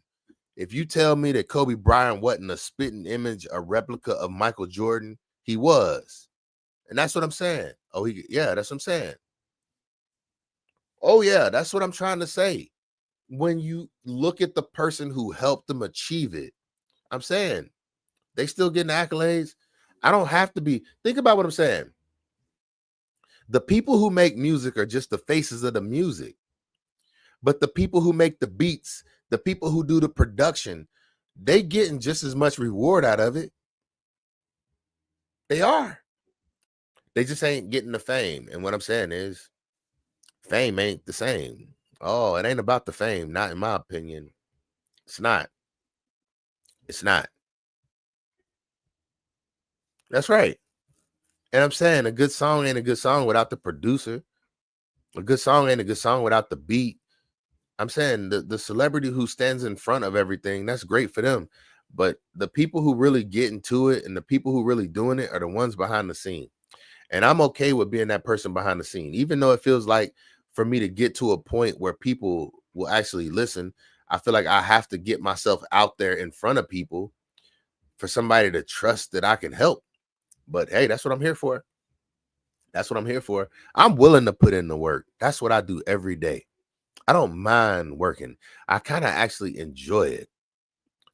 It keeps my mind from thinking about the things that I don't want to think about. So as long as I can keep myself busy, I'm good. And I try to help other people get to the same. And like I said, I want that to be my work. That's what I would love my work to be. Helping other people achieve their goals. Matter of fact, helping people just sit down and establish goals, because I feel like a lot of people ain't even got no goals. My biggest problem my whole life, I felt like my goals were always too low. My goals was just to be better than the people around me. And I'm saying, not trying to say that that's a low goal. I didn't know no better. And then what happens is you end up being stuck around the people around you, and you don't even know like that there's more to this world. That was one of the best things that happened by going in the military is I got to experience other people's thought processes. Man, I remember I sat down in my first base, and I had this dude, his name was Lewis. He sat down and he had this little book written out. It was a paper book. He had it all pretty. It was like a business plan, but on the front of it, he had a safe drawn on the front of it, like you can't crack this, like you can't see it. And it was like, man, I want to see what's inside there. He's like, nah, you can't see what's inside this. But he sat down and showed it to me one time, and he started telling me his plan on life, and I'm just sitting here like, what the heck is this? And after he told me his plan on life, he told me how he was going to get through it. He had everything written out on how he was going to get from one step to the next. What? Shireen, Afterglow. You'll love it. Hey, thanks. I appreciate it. I'll check it out. Maybe Ed Shireen, Afterglow. I will look it up. I will. Thank you. But what I'm saying is I didn't understand goals like I do now. And I understand how to make my goals more realistic now. But my goals were low. My father didn't have a high school education. Like, he dropped out of school in the 8th grade. He had to take care of his family, so that's why he did it. But he didn't have a high school education, so I was worried about not graduating high school because I didn't know people who graduated high school. I mean, my mother did, but my father didn't. And then my father died when I was 14 years old, so I didn't have much to shoot for. But that's what life is. You know what I'm saying? You figure it out as you go. A wise man, a smart man learns from his own mistakes. A wise man learns from the mistakes of others. And so I paid attention to where I felt like mistakes were made by those above me or around me. And I started trying to set my own goals. And that's why I knew the military, if I could make it to retirement, would be the first opportunity to change my life. And it did. It did. It definitely did.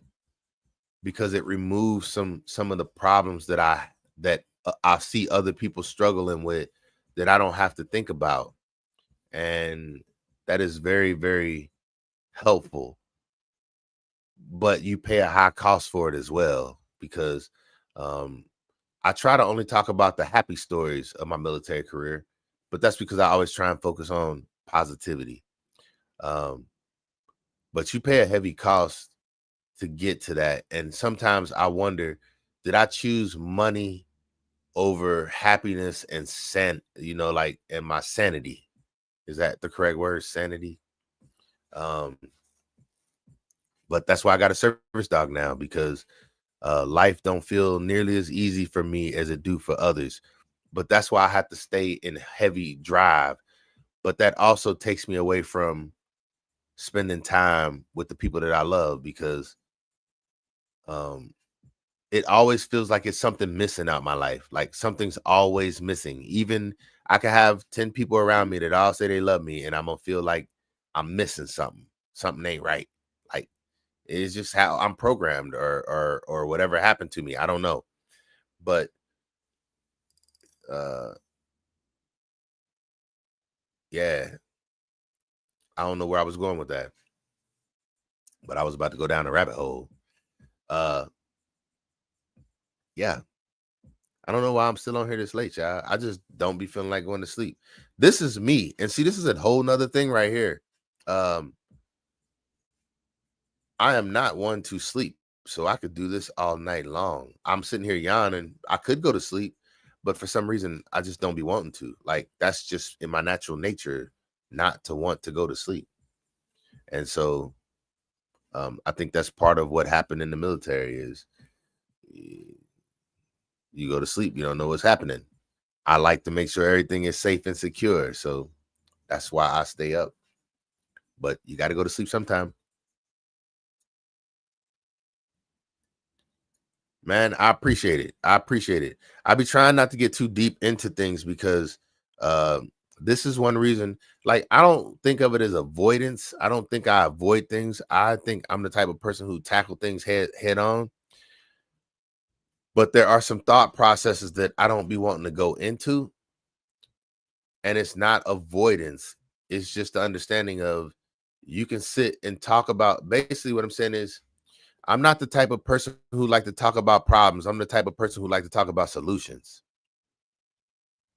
And so I don't like going into the problems that I have. I like to go into the solutions that I'm trying to come up with. And that's all I think about is solutions. Solutions. If I ain't happy about something, I don't want to talk about what I ain't happy about. I want to talk about how I'm about to change that situation. If I ain't got enough money, how I'm changing the situation. I ain't sitting here complaining about not having enough money. Everybody complaining about not having enough money. And if you sit around, look, misery love company. That ain't me. I ain't like I just said, I love moving by myself, so I ain't never miserable. I love moving by myself. Misery love company. I be wanting company sometimes, but as I told you, when I go places, I tend to go by myself. So I ain't ever trying to live in misery. I'm trying to get to it at all costs. And no, not at all costs. Not at all costs. No, no. I have boundaries on on the things that I will do. And money is not what it's all about to me. But I know money is a tool that is needed to make my dreams and people's dreams around me come true. I'm saying I look at people like Tyler Perry, I look at people like Master P, I look at people like uh I don't know, people who found a way and then brought other people along with them. That's what I'm trying to do. That's what I want to do. That's why I'm pushing on social media. That's why I push on YouTube, because what I found is I've been trying to talk other people into getting started with me, and you grow faster together. They say if you want to go fast, go by yourself. If you want to go far, go together. So I'm trying to get other people to get established and started on social media so they can improve their situations as well. Well, a lot of people see how much work is involved in getting to the point where they're going to see something from it and they don't want to deal with it. So what I'm trying to do is I'm trying to get myself big enough on social media to where I can just tell people like, hey, go support this person so they can start making money tomorrow. and because people want stuff handed to them. And I'm trying to be the person who gets the things that's necessary and then just hand it to them. But right now, I can't hand nothing to myself yet. Nothing just comes to me. I got to go out and get it. But I'm saying, just like I even said about the girl, my first girlfriend in the military, she just wanted stuff handed to her. I got a paycheck. She got a paycheck. She was in the military just like I was, but we never spent her money. We always spent my money.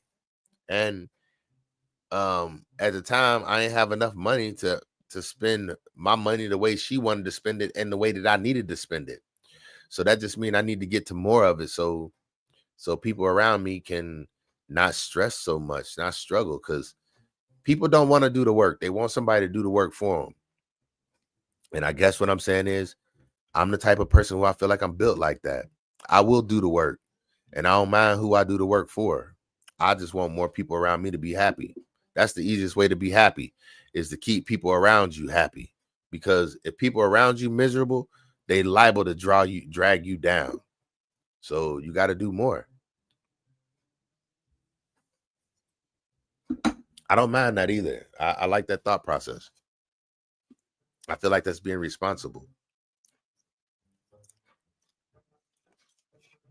I probably should have rinsed this out first, but I grew it. I eat it. I do it. But I would sit here and just eat this just like this. I normally make a salad out of it, but your boy getting hungry sitting up here this late. But I can do this all night, y'all. Y'all might not want to try and stay up with me.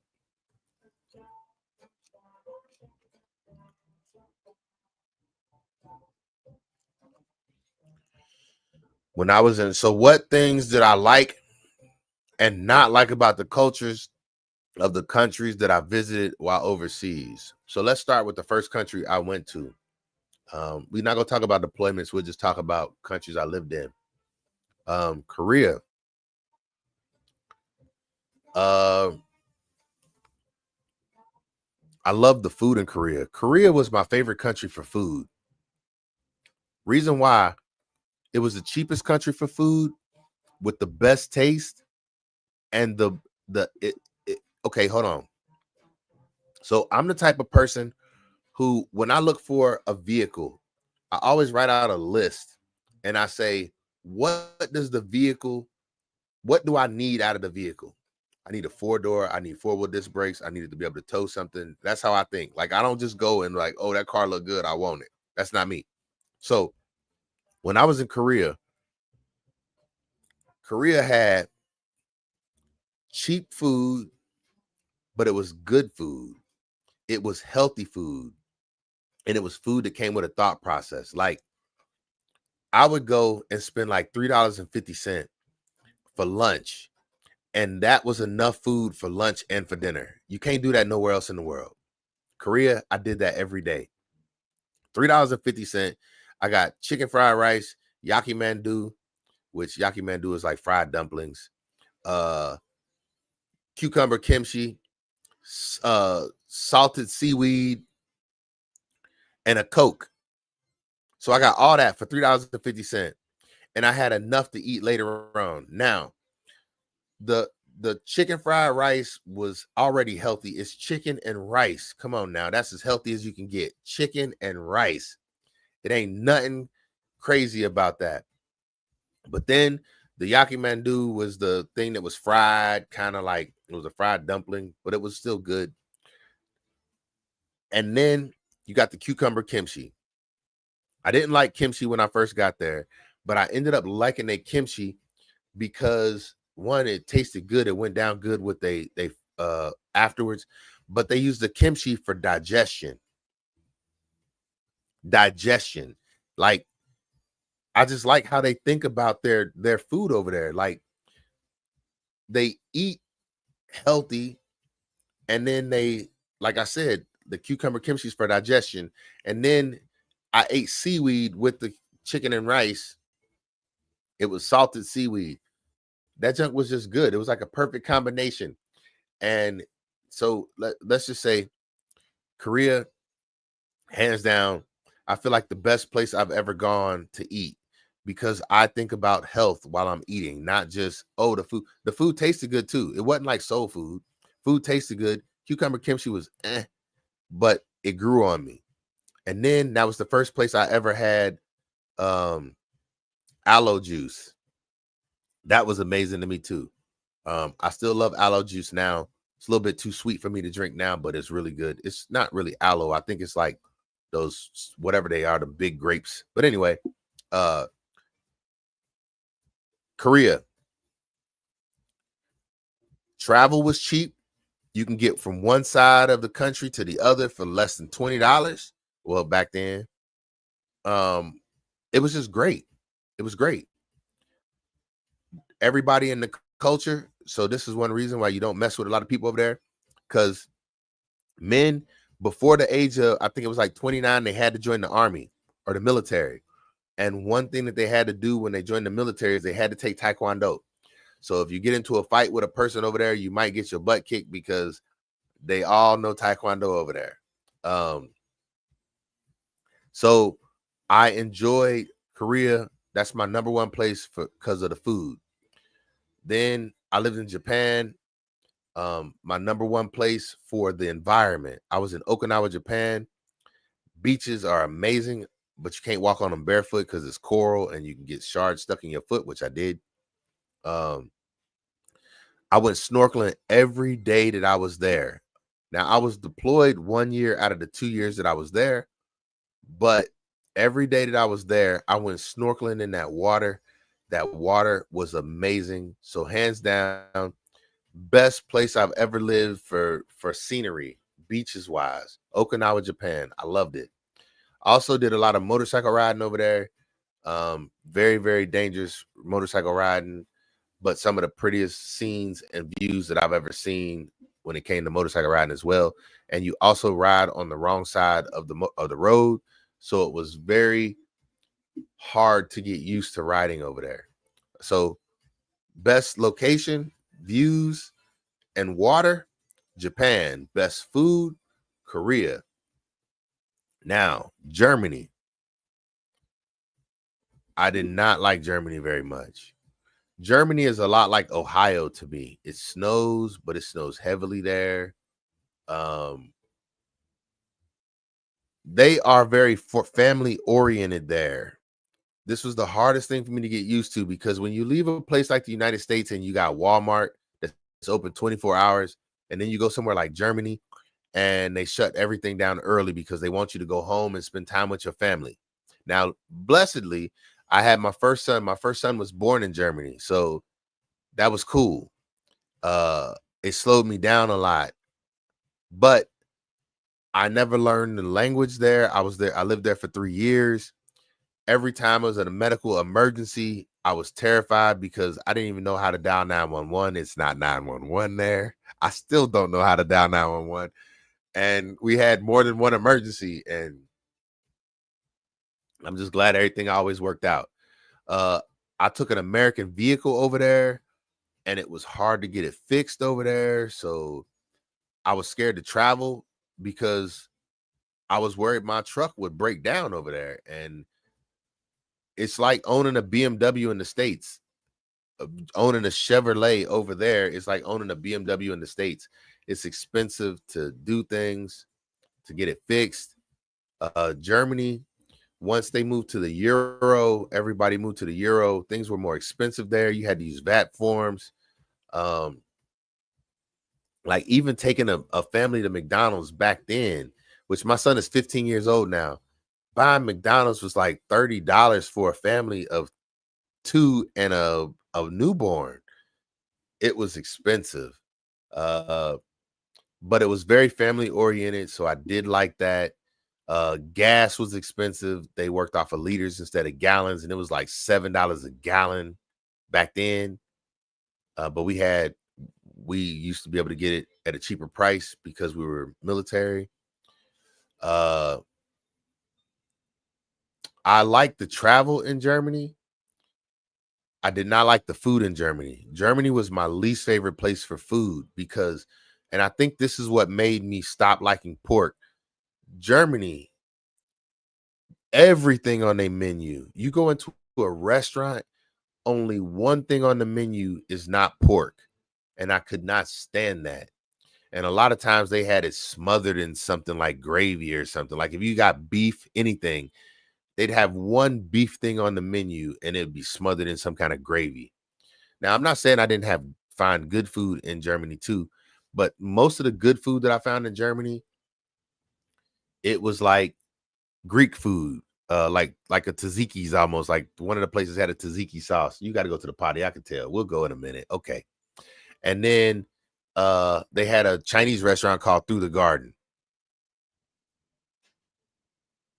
Yeah, hey, I kid you not. It was so much pork over there. I never saw a pig, not a single pig. And they had the strangest rules. You would get in trouble for idling your car, like starting your car up and warming it in the morning. You would get in trouble for that. Like if you started your car up and warmed it up in the morning, somebody would come and bang on your window and be like, turn your car off. But you can go 200 miles an hour down the Autobahn. Like, are you telling me that I burn more carbon fuel by warming my car up in the morning before I take off than I do driving 200 miles an hour down the Autobahn? That just made no sense to me. Like, I just want to make sure that my car has ample time to warm up before I put it through its paces. That's what I've always been taught. Warm your car up in the morning before you just take off driving. You get better performance out of your car. They don't agree with that at all. So I did not like that. So Germany was my hardest place to live because it snowed a lot. The weather was like here. I ain't gonna say I like the language in any of those countries. I didn't like the language in Korea. I didn't like the language in Japan. Japan's language was probably the nicer of the three areas, but I was not fond of the languages. I tried to learn the language everywhere I went, but I've been too many places. Like I went on 5 deployments. I tried to learn the language on 5 deployments. I tried to learn the language on 3 bases that I was stationed in. By the time I got to Germany, I'm like, I ain't trying to learn this language. Forget that. I don't want to know German. And German, it don't sound cute to me at all. But my son was born there. The hospitals, here we go. Here we go. The best thing about Germany, the hospitals, their medical system was amazing. My oldest son was born in a German hospital, and they treated my wife like a queen while she was there. She stayed in the hospital for a week before my son was born. They sent her home because she wasn't ready to go into labor. She got to go home for 1 day. Then she came back. She had my son, and they let her stay in the hospital for a whole nother week after she had my son. They taught us everything we needed to know about raising a child before we left. They taught us how to swaddle him. They taught us how to feed him. They taught us everything. This was my first child, so I didn't know none of this stuff. They taught us everything. My wife literally stayed in the hospital for 2 weeks, and I'm not talking about no crappy hospitals. I'm talking about they treated her amazing. They came in and gave her full body massages every day. They gave her 1 full body massage, I think at least 1 a day. Now their food, once again, the food wasn't great, but they had 1 good meal a day, at least 1 good meal a day. The first couple meals were like lunch meat meals, you know what I'm saying? But then they had 1 hot meal, and I kid you not, I ate with her. I showed up at the hospital every day, and I ate with her at the hospital. And you could stay in the hospital with your spouse if you wanted to, because they got 2 beds in the room. They'll have another person that's going to be delivering there as well. And if I wanted to, I could stay there, but they would basically charge me like hotel room rent to stay with her. So I only stayed 1 night. And I think that was the night before she came home for the week, or, after that week. So she stayed 2 weeks in the hospital. It was amazing. That was the best thing.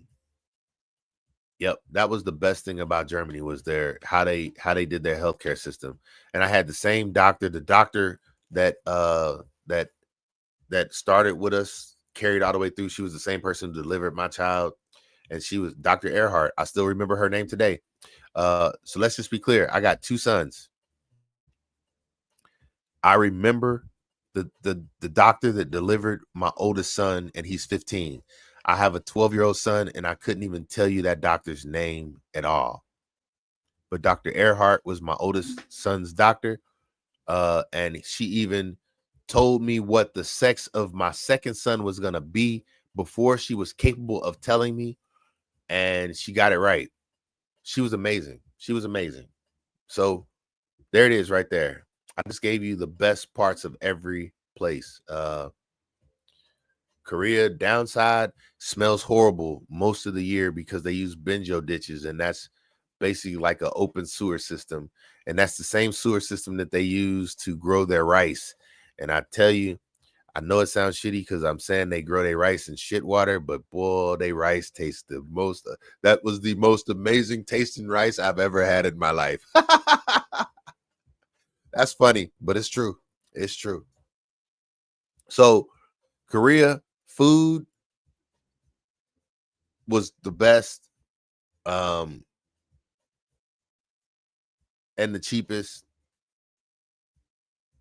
Japan, the environment, the water was the best. The beaches were the best. The sightseeing was the best.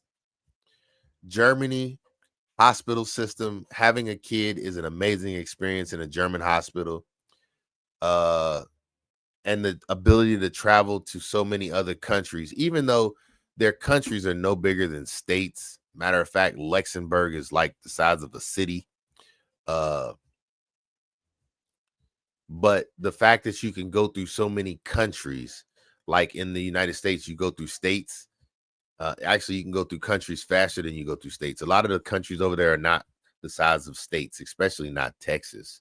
So yeah, you can really, really do some traveling over there. I went to a bunch of countries while we were there. Um, Matter of fact, I lived 45 minutes away from the Czech Republic. Um, we went so many different places. I couldn't even name them all off to you without looking at a map. But for Germany, that was it. I really enjoyed. I went mountain biking a lot in Germany. That was nice. Mountain biking. I got into mountain biking over there. Um, in Japan, I got into paintballing pretty good while I was there, and snorkeling. I did a lot of snorkeling. No diving, but I did a lot of snorkeling every day. I was snorkeling every day. And in Korea, I was on my hustle there, like selling CDs, selling mixed CDs. That was the thing to do there, and I did that pretty heavy too. That was it. Um, those are my favorite. Those are three places that I lived overseas, and I just told you the things that I liked and disliked about each one of them. Um, I tried the most exotic foods, I feel like, in Japan, maybe in Korea too. I didn't feel like there was any real exotic foods in Germany. Like I said, pork was the most exotic food there. It was on every menu. Um, I liked the they had conveyor belt sushi bars in Japan. That was pretty cool. You just like they charge you by the plate. Whatever color the plate was how expensive something was. They had the plates up on the wall, and you just see plates go by, and you can grab whatever sushi you wanted off of the conveyor belt. It just went around in circles, and you grabbed them. And a lot of my friends, we were typically um like to try different things, and so we would just look at something like it'd be like two pieces of sushi to a plate, and so that's a good chance for you to be like, you try one, I try one, and we just sit there and taste test different things. And I think the most exotic sushi that I had was salmon roe, and that's just salmon eggs. And salmon eggs are huge. They're like gel caps, and that's what they taste like too. They taste like you're eating a bunch of uh, what is it called? Cod liver oil gel caps. That's what it tasted like. They just pop in your mouth while you eating them. It was pretty nasty. I had to hold it together on that one. But I didn't want to be insulting to the people around me, so I ate it and I took it. Yeah.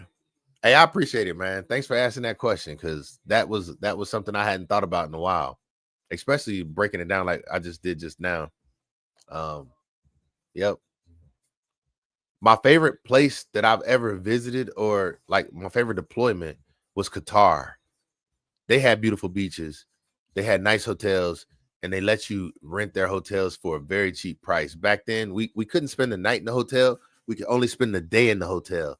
And to spend the day in the hotel, it would be like $40. You can rent a room for $40. And I kid you not, I was in Qatar, and literally, just hear what I'm saying here.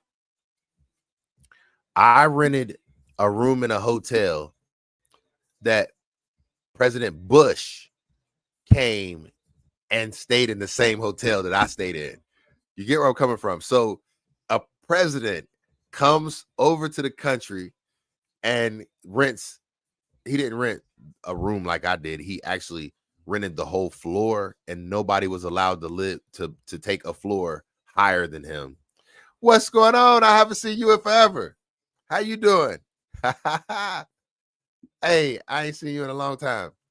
But yeah, so President Bush came over, and he stayed in the same hotel that I stayed in.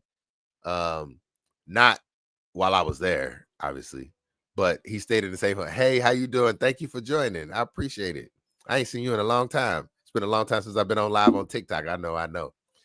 But President Bush stayed in that hotel, and he rented, I don't remember what floor he rented, but what I'm saying is the floor that he rented, nobody could stay, like nobody could take the elevator and go past his room. That's how the security was set up. So he had to rent his floor and every floor above that. So that was pretty cool to know that I stayed in the same hotel that the president stayed in. Um, I thought that was dope. I stayed in it before him, but It was only like $40 to stay in it for the day. And the reason we liked it is because they had a pool with a bar in the pool. We wasn't supposed to drink off base. We wasn't supposed to. You heard that right. But you could go, and they didn't care if you bought some drinks. You bought drinks, and it was a pool with a rock formation in it, like a rock mountain in it, and it had, like I said, in ground bar, in pool bar. I don't know how you word it, but you know what I'm saying. Hey, all right, man. I appreciate you. Thank you for joining, and thank you for staying for so long. Thank you for all the great questions too. You held it together for this whole live stream. I've been on here now. We going on 4 hours almost, yeah. I didn't even expect to be on there that long. Yeah, I'm gonna come back on tomorrow, probably after I wake up and eat. I'll be on. I don't have to work tomorrow, so I'll probably come in here and chill. I don't know what I'm gonna be doing tomorrow. I ain't got no plans really, other than eating. But I'll catch you. I'll be on here again. I appreciate you. Hey, you hung in there with me for a long time. Thanks for all the good questions. And now I got the same number of people on both platforms. I'm live on YouTube and on TikTok at the same time. But I ain't gonna lie. When I hit 4 hours, I'm gonna be done. So I got about 14 more minutes, and I'm gonna call it quits. But I'm glad that this was so good, because obviously to be on here for 4 hours, that means I had to have some kind of engagement, and I appreciate it. But I don't get no engagement on YouTube. I'm not gonna lie, yeah. Nobody ever talks to me on YouTube. I be seeing y'all watching, but don't nobody say nothing. But I appreciated his interaction, because that's what helped me get this far. But my dog also want to go out to the potty, so I might jump off here quick. And look at that, 9,000 hearts, y'all. Thank you. 9,400 to be exact. I could stay up like this all night long. There is nothing to it for me. I don't sleep. I have a hard time sleeping. And all I do is work. I find something to do. That's what I just did with this basil. I will always find something to do. I keep myself well entertained. But this is cool, because I'm trying to get better at this.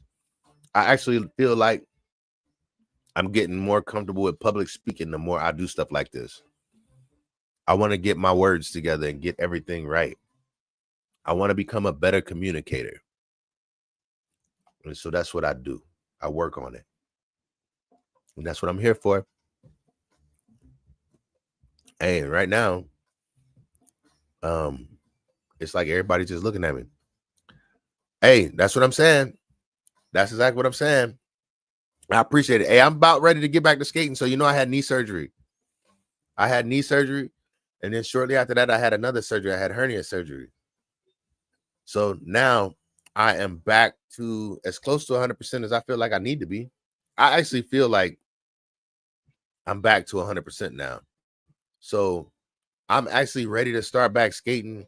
But I just shifted TikTok to dog training instead of skating. Recovery's been great. For my knee surgery, I had it back in July. Literally, I was walking an hour after knee surgery.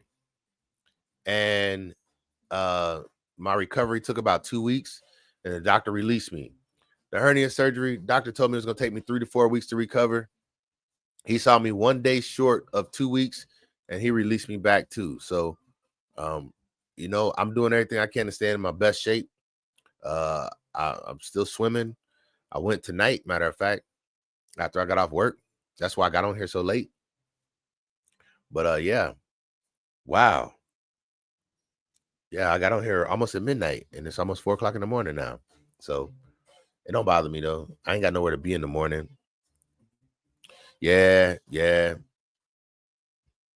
I do. I just try and stay mobile. I try to push through the pain, because the one thing that I've learned is when you feel pain, and I know this ain't the thing for everybody, but working through the pain kind of numbs the pain. And then once you get used to the feeling of the pain, it kind of works itself out your mind. I'm not saying it don't still hurt. Like, that hurt. It hurt. That does. It hurt. that ain't something I just had surgery on. I'm just saying that hurt.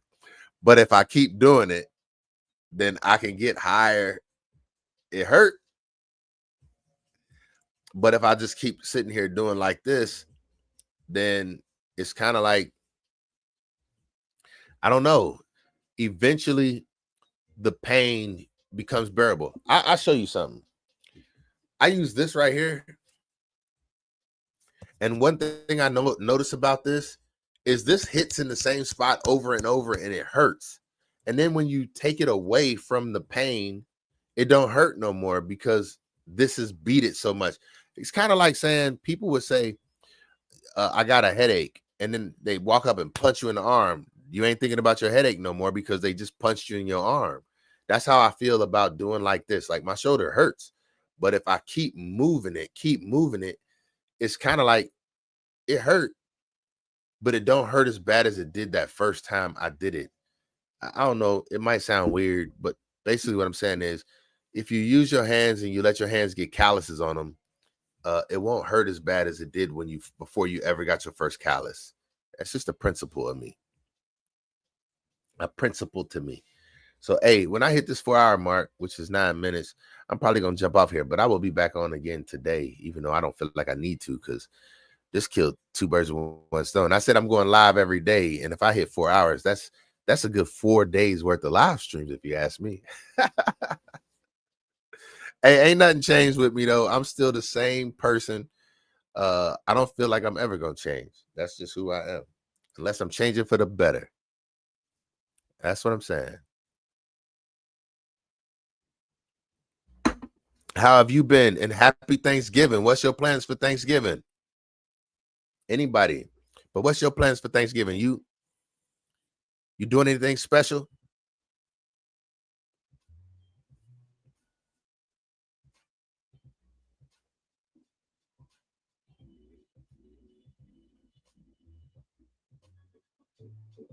I like this song. Bopping. Let's start that over.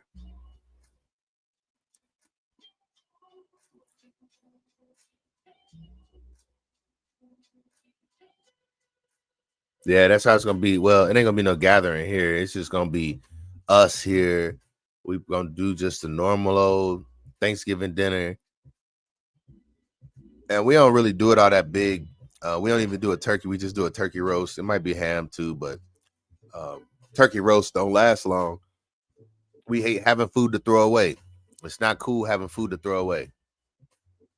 So that's what we're planning on. But small Thanksgiving dinner here at the house, not going nowhere. Yep. But yeah, I'm ready to get back to skating. I just went skating probably about 2 weeks ago, maybe 3 weeks ago, I'd probably say. And my knee felt good. So I feel like I could do it again.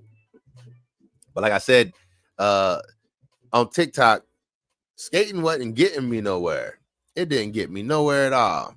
Then I switched over to this dog training. Yep, I went to the rink.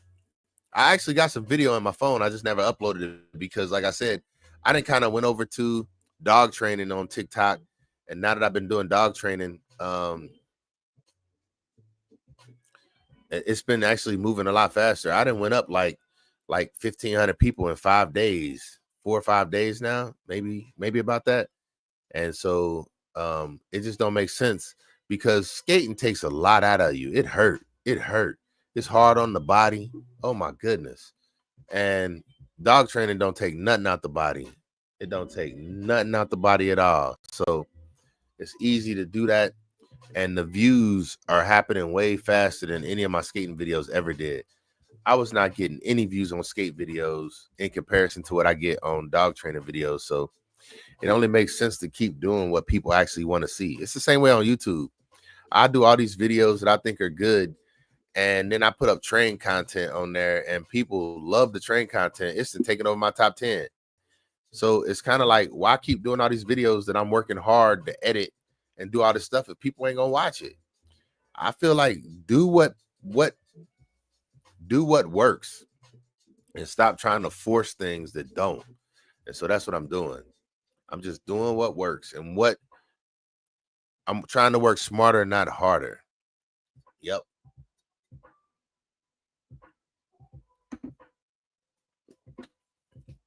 Still having fun with it though. I'm still having fun. Anything that I do, I feel like I'm having fun with it, or else I ain't doing it.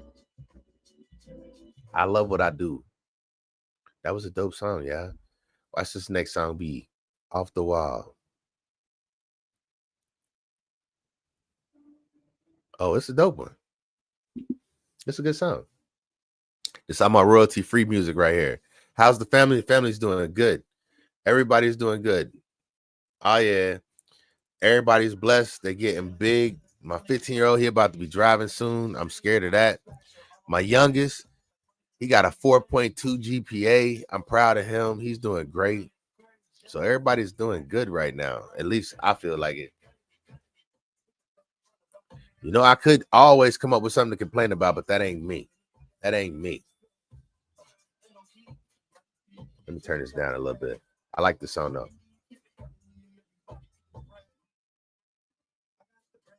That's the second time I heard that, but I like that.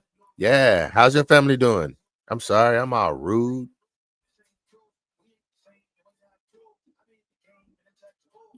I appreciate the thought.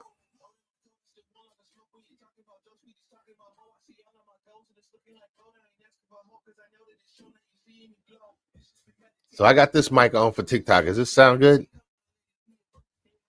Does this mic sound good? Because this one's for YouTube.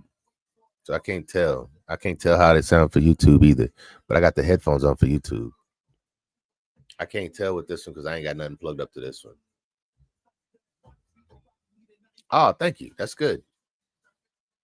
Hey, I just found out today because I was like, man, I hate going live on YouTube with this microphone because I can't charge my phone at the same time.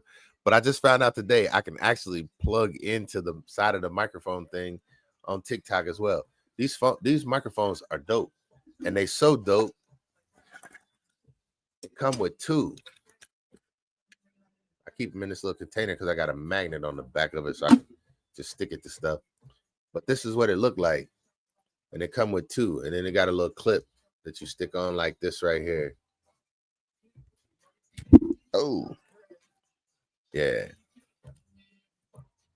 It go on like that right there, and then they got a little power button on the back right there. That's the power button. That's the power button right there. So these things pretty cool. My youngest son, he got these. He a big TikTok person. He got these off of TikTok for me for like I want to say between $5 or $9. I don't know. And so I just keep them in here like this. And all this is a little pellet container, but I took the pellets out and spray painted it. So. But yep, these dope little microphones. I think people should look them up. I plan on getting a new iPhone so I can get out of this old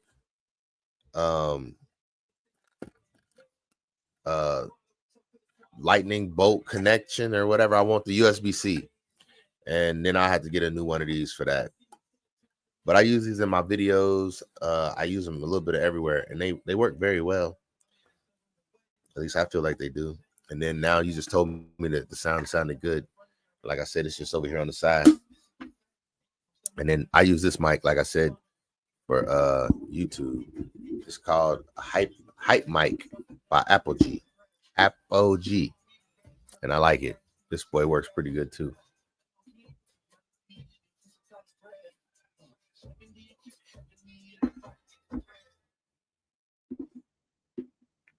Yep. So yeah, I got one more minute, yeah. One more minute, and I'm gonna be getting off here. I got to take my dog out to use the potty. After 1 minute, I be done hit 4 hours of live, yeah. I did not expect to be on here for 4 hours, but I kid you not. When I do YouTube solo, I have a hard time staying on for 30 minutes to an hour. But TikTok has given me so much engagement. Like literally, all the engagement for this whole 4 hours has come from TikTok. And now I ain't gonna say nobody engaged with me because I did have a couple people engage with me on YouTube, but it'd be hard to get engagement on YouTube. YouTube is good for my videos, but it's not good for my live stream. I'll tell you that. But then I don't know what to do with a live stream after on TikTok, so I can't say. But hey, we just hit 4 hours, y'all. And I'm about to go ahead and call it a night and get off of here because I hit 3 hours last night, 4 hours tonight. That means 7 hours in the past 2 days. What am I doing with myself here? But I'm hoping that this shows me some benefits eventually. But we're gonna work. We're gonna keep on working and get through it slowly. But hey, I appreciate everybody who tuned in with me. I got 3 on both platforms. Oh, I just went up to 4 on. This is what always happen. As soon as I say I'm about to get off, everybody want to. Okay, somebody just left. Hey, I got 3 on both platforms right now, and that's cool with me because I ain't trying to get big. Well, what I'm saying is, no, I ain't trying. Hey, you have a wonderful day too. I hope your Thanksgiving is all you wanted to be. Hey, let me just say this to everybody. Think about what you have to be grateful for. Think about what you have to be grateful for. When you sitting at the table with all your family members, look at them and be thankful that you have them because I'm saying tomorrow is not guaranteed for you or anybody who sits at that table. So if you have any beefs or discrepancies or ill will type feelings towards anybody who's sitting at that table, I'm saying do your best to at least for tomorrow or today. It's today now. Do your best to let it go for this one day and enjoy your loved ones in the moment that you have. And if you got anybody who's sitting at your table who get under your skin, show them grace. Show them grace today. Let them have their way. It ain't that big of a deal. That's what I'm saying. Let the feelings go. That's right. Let the feelings go. Today, be thankful to share this moment because I tell you, I say this to everybody. Today is the days that later on you'll be talking about. Remember the time. Remember that time. And that's what I tell people to look forward to is these are the days to make those memories and those lasting moments. Don't let negativity carry on with you when you have an opportunity to let things go. And with that being said, I'm about to let this live stream go. Hey, I appreciate y'all. Much respect, much love. Hey, and we out. Y'all take it easy. Hey, happy Thanksgiving to everybody, y'all. Much respect and love. I love every one of y'all. Wait, it ain't letting me leave. Oh, I'm leaving. Oh, I'm leaving. Hey, much respect, y'all.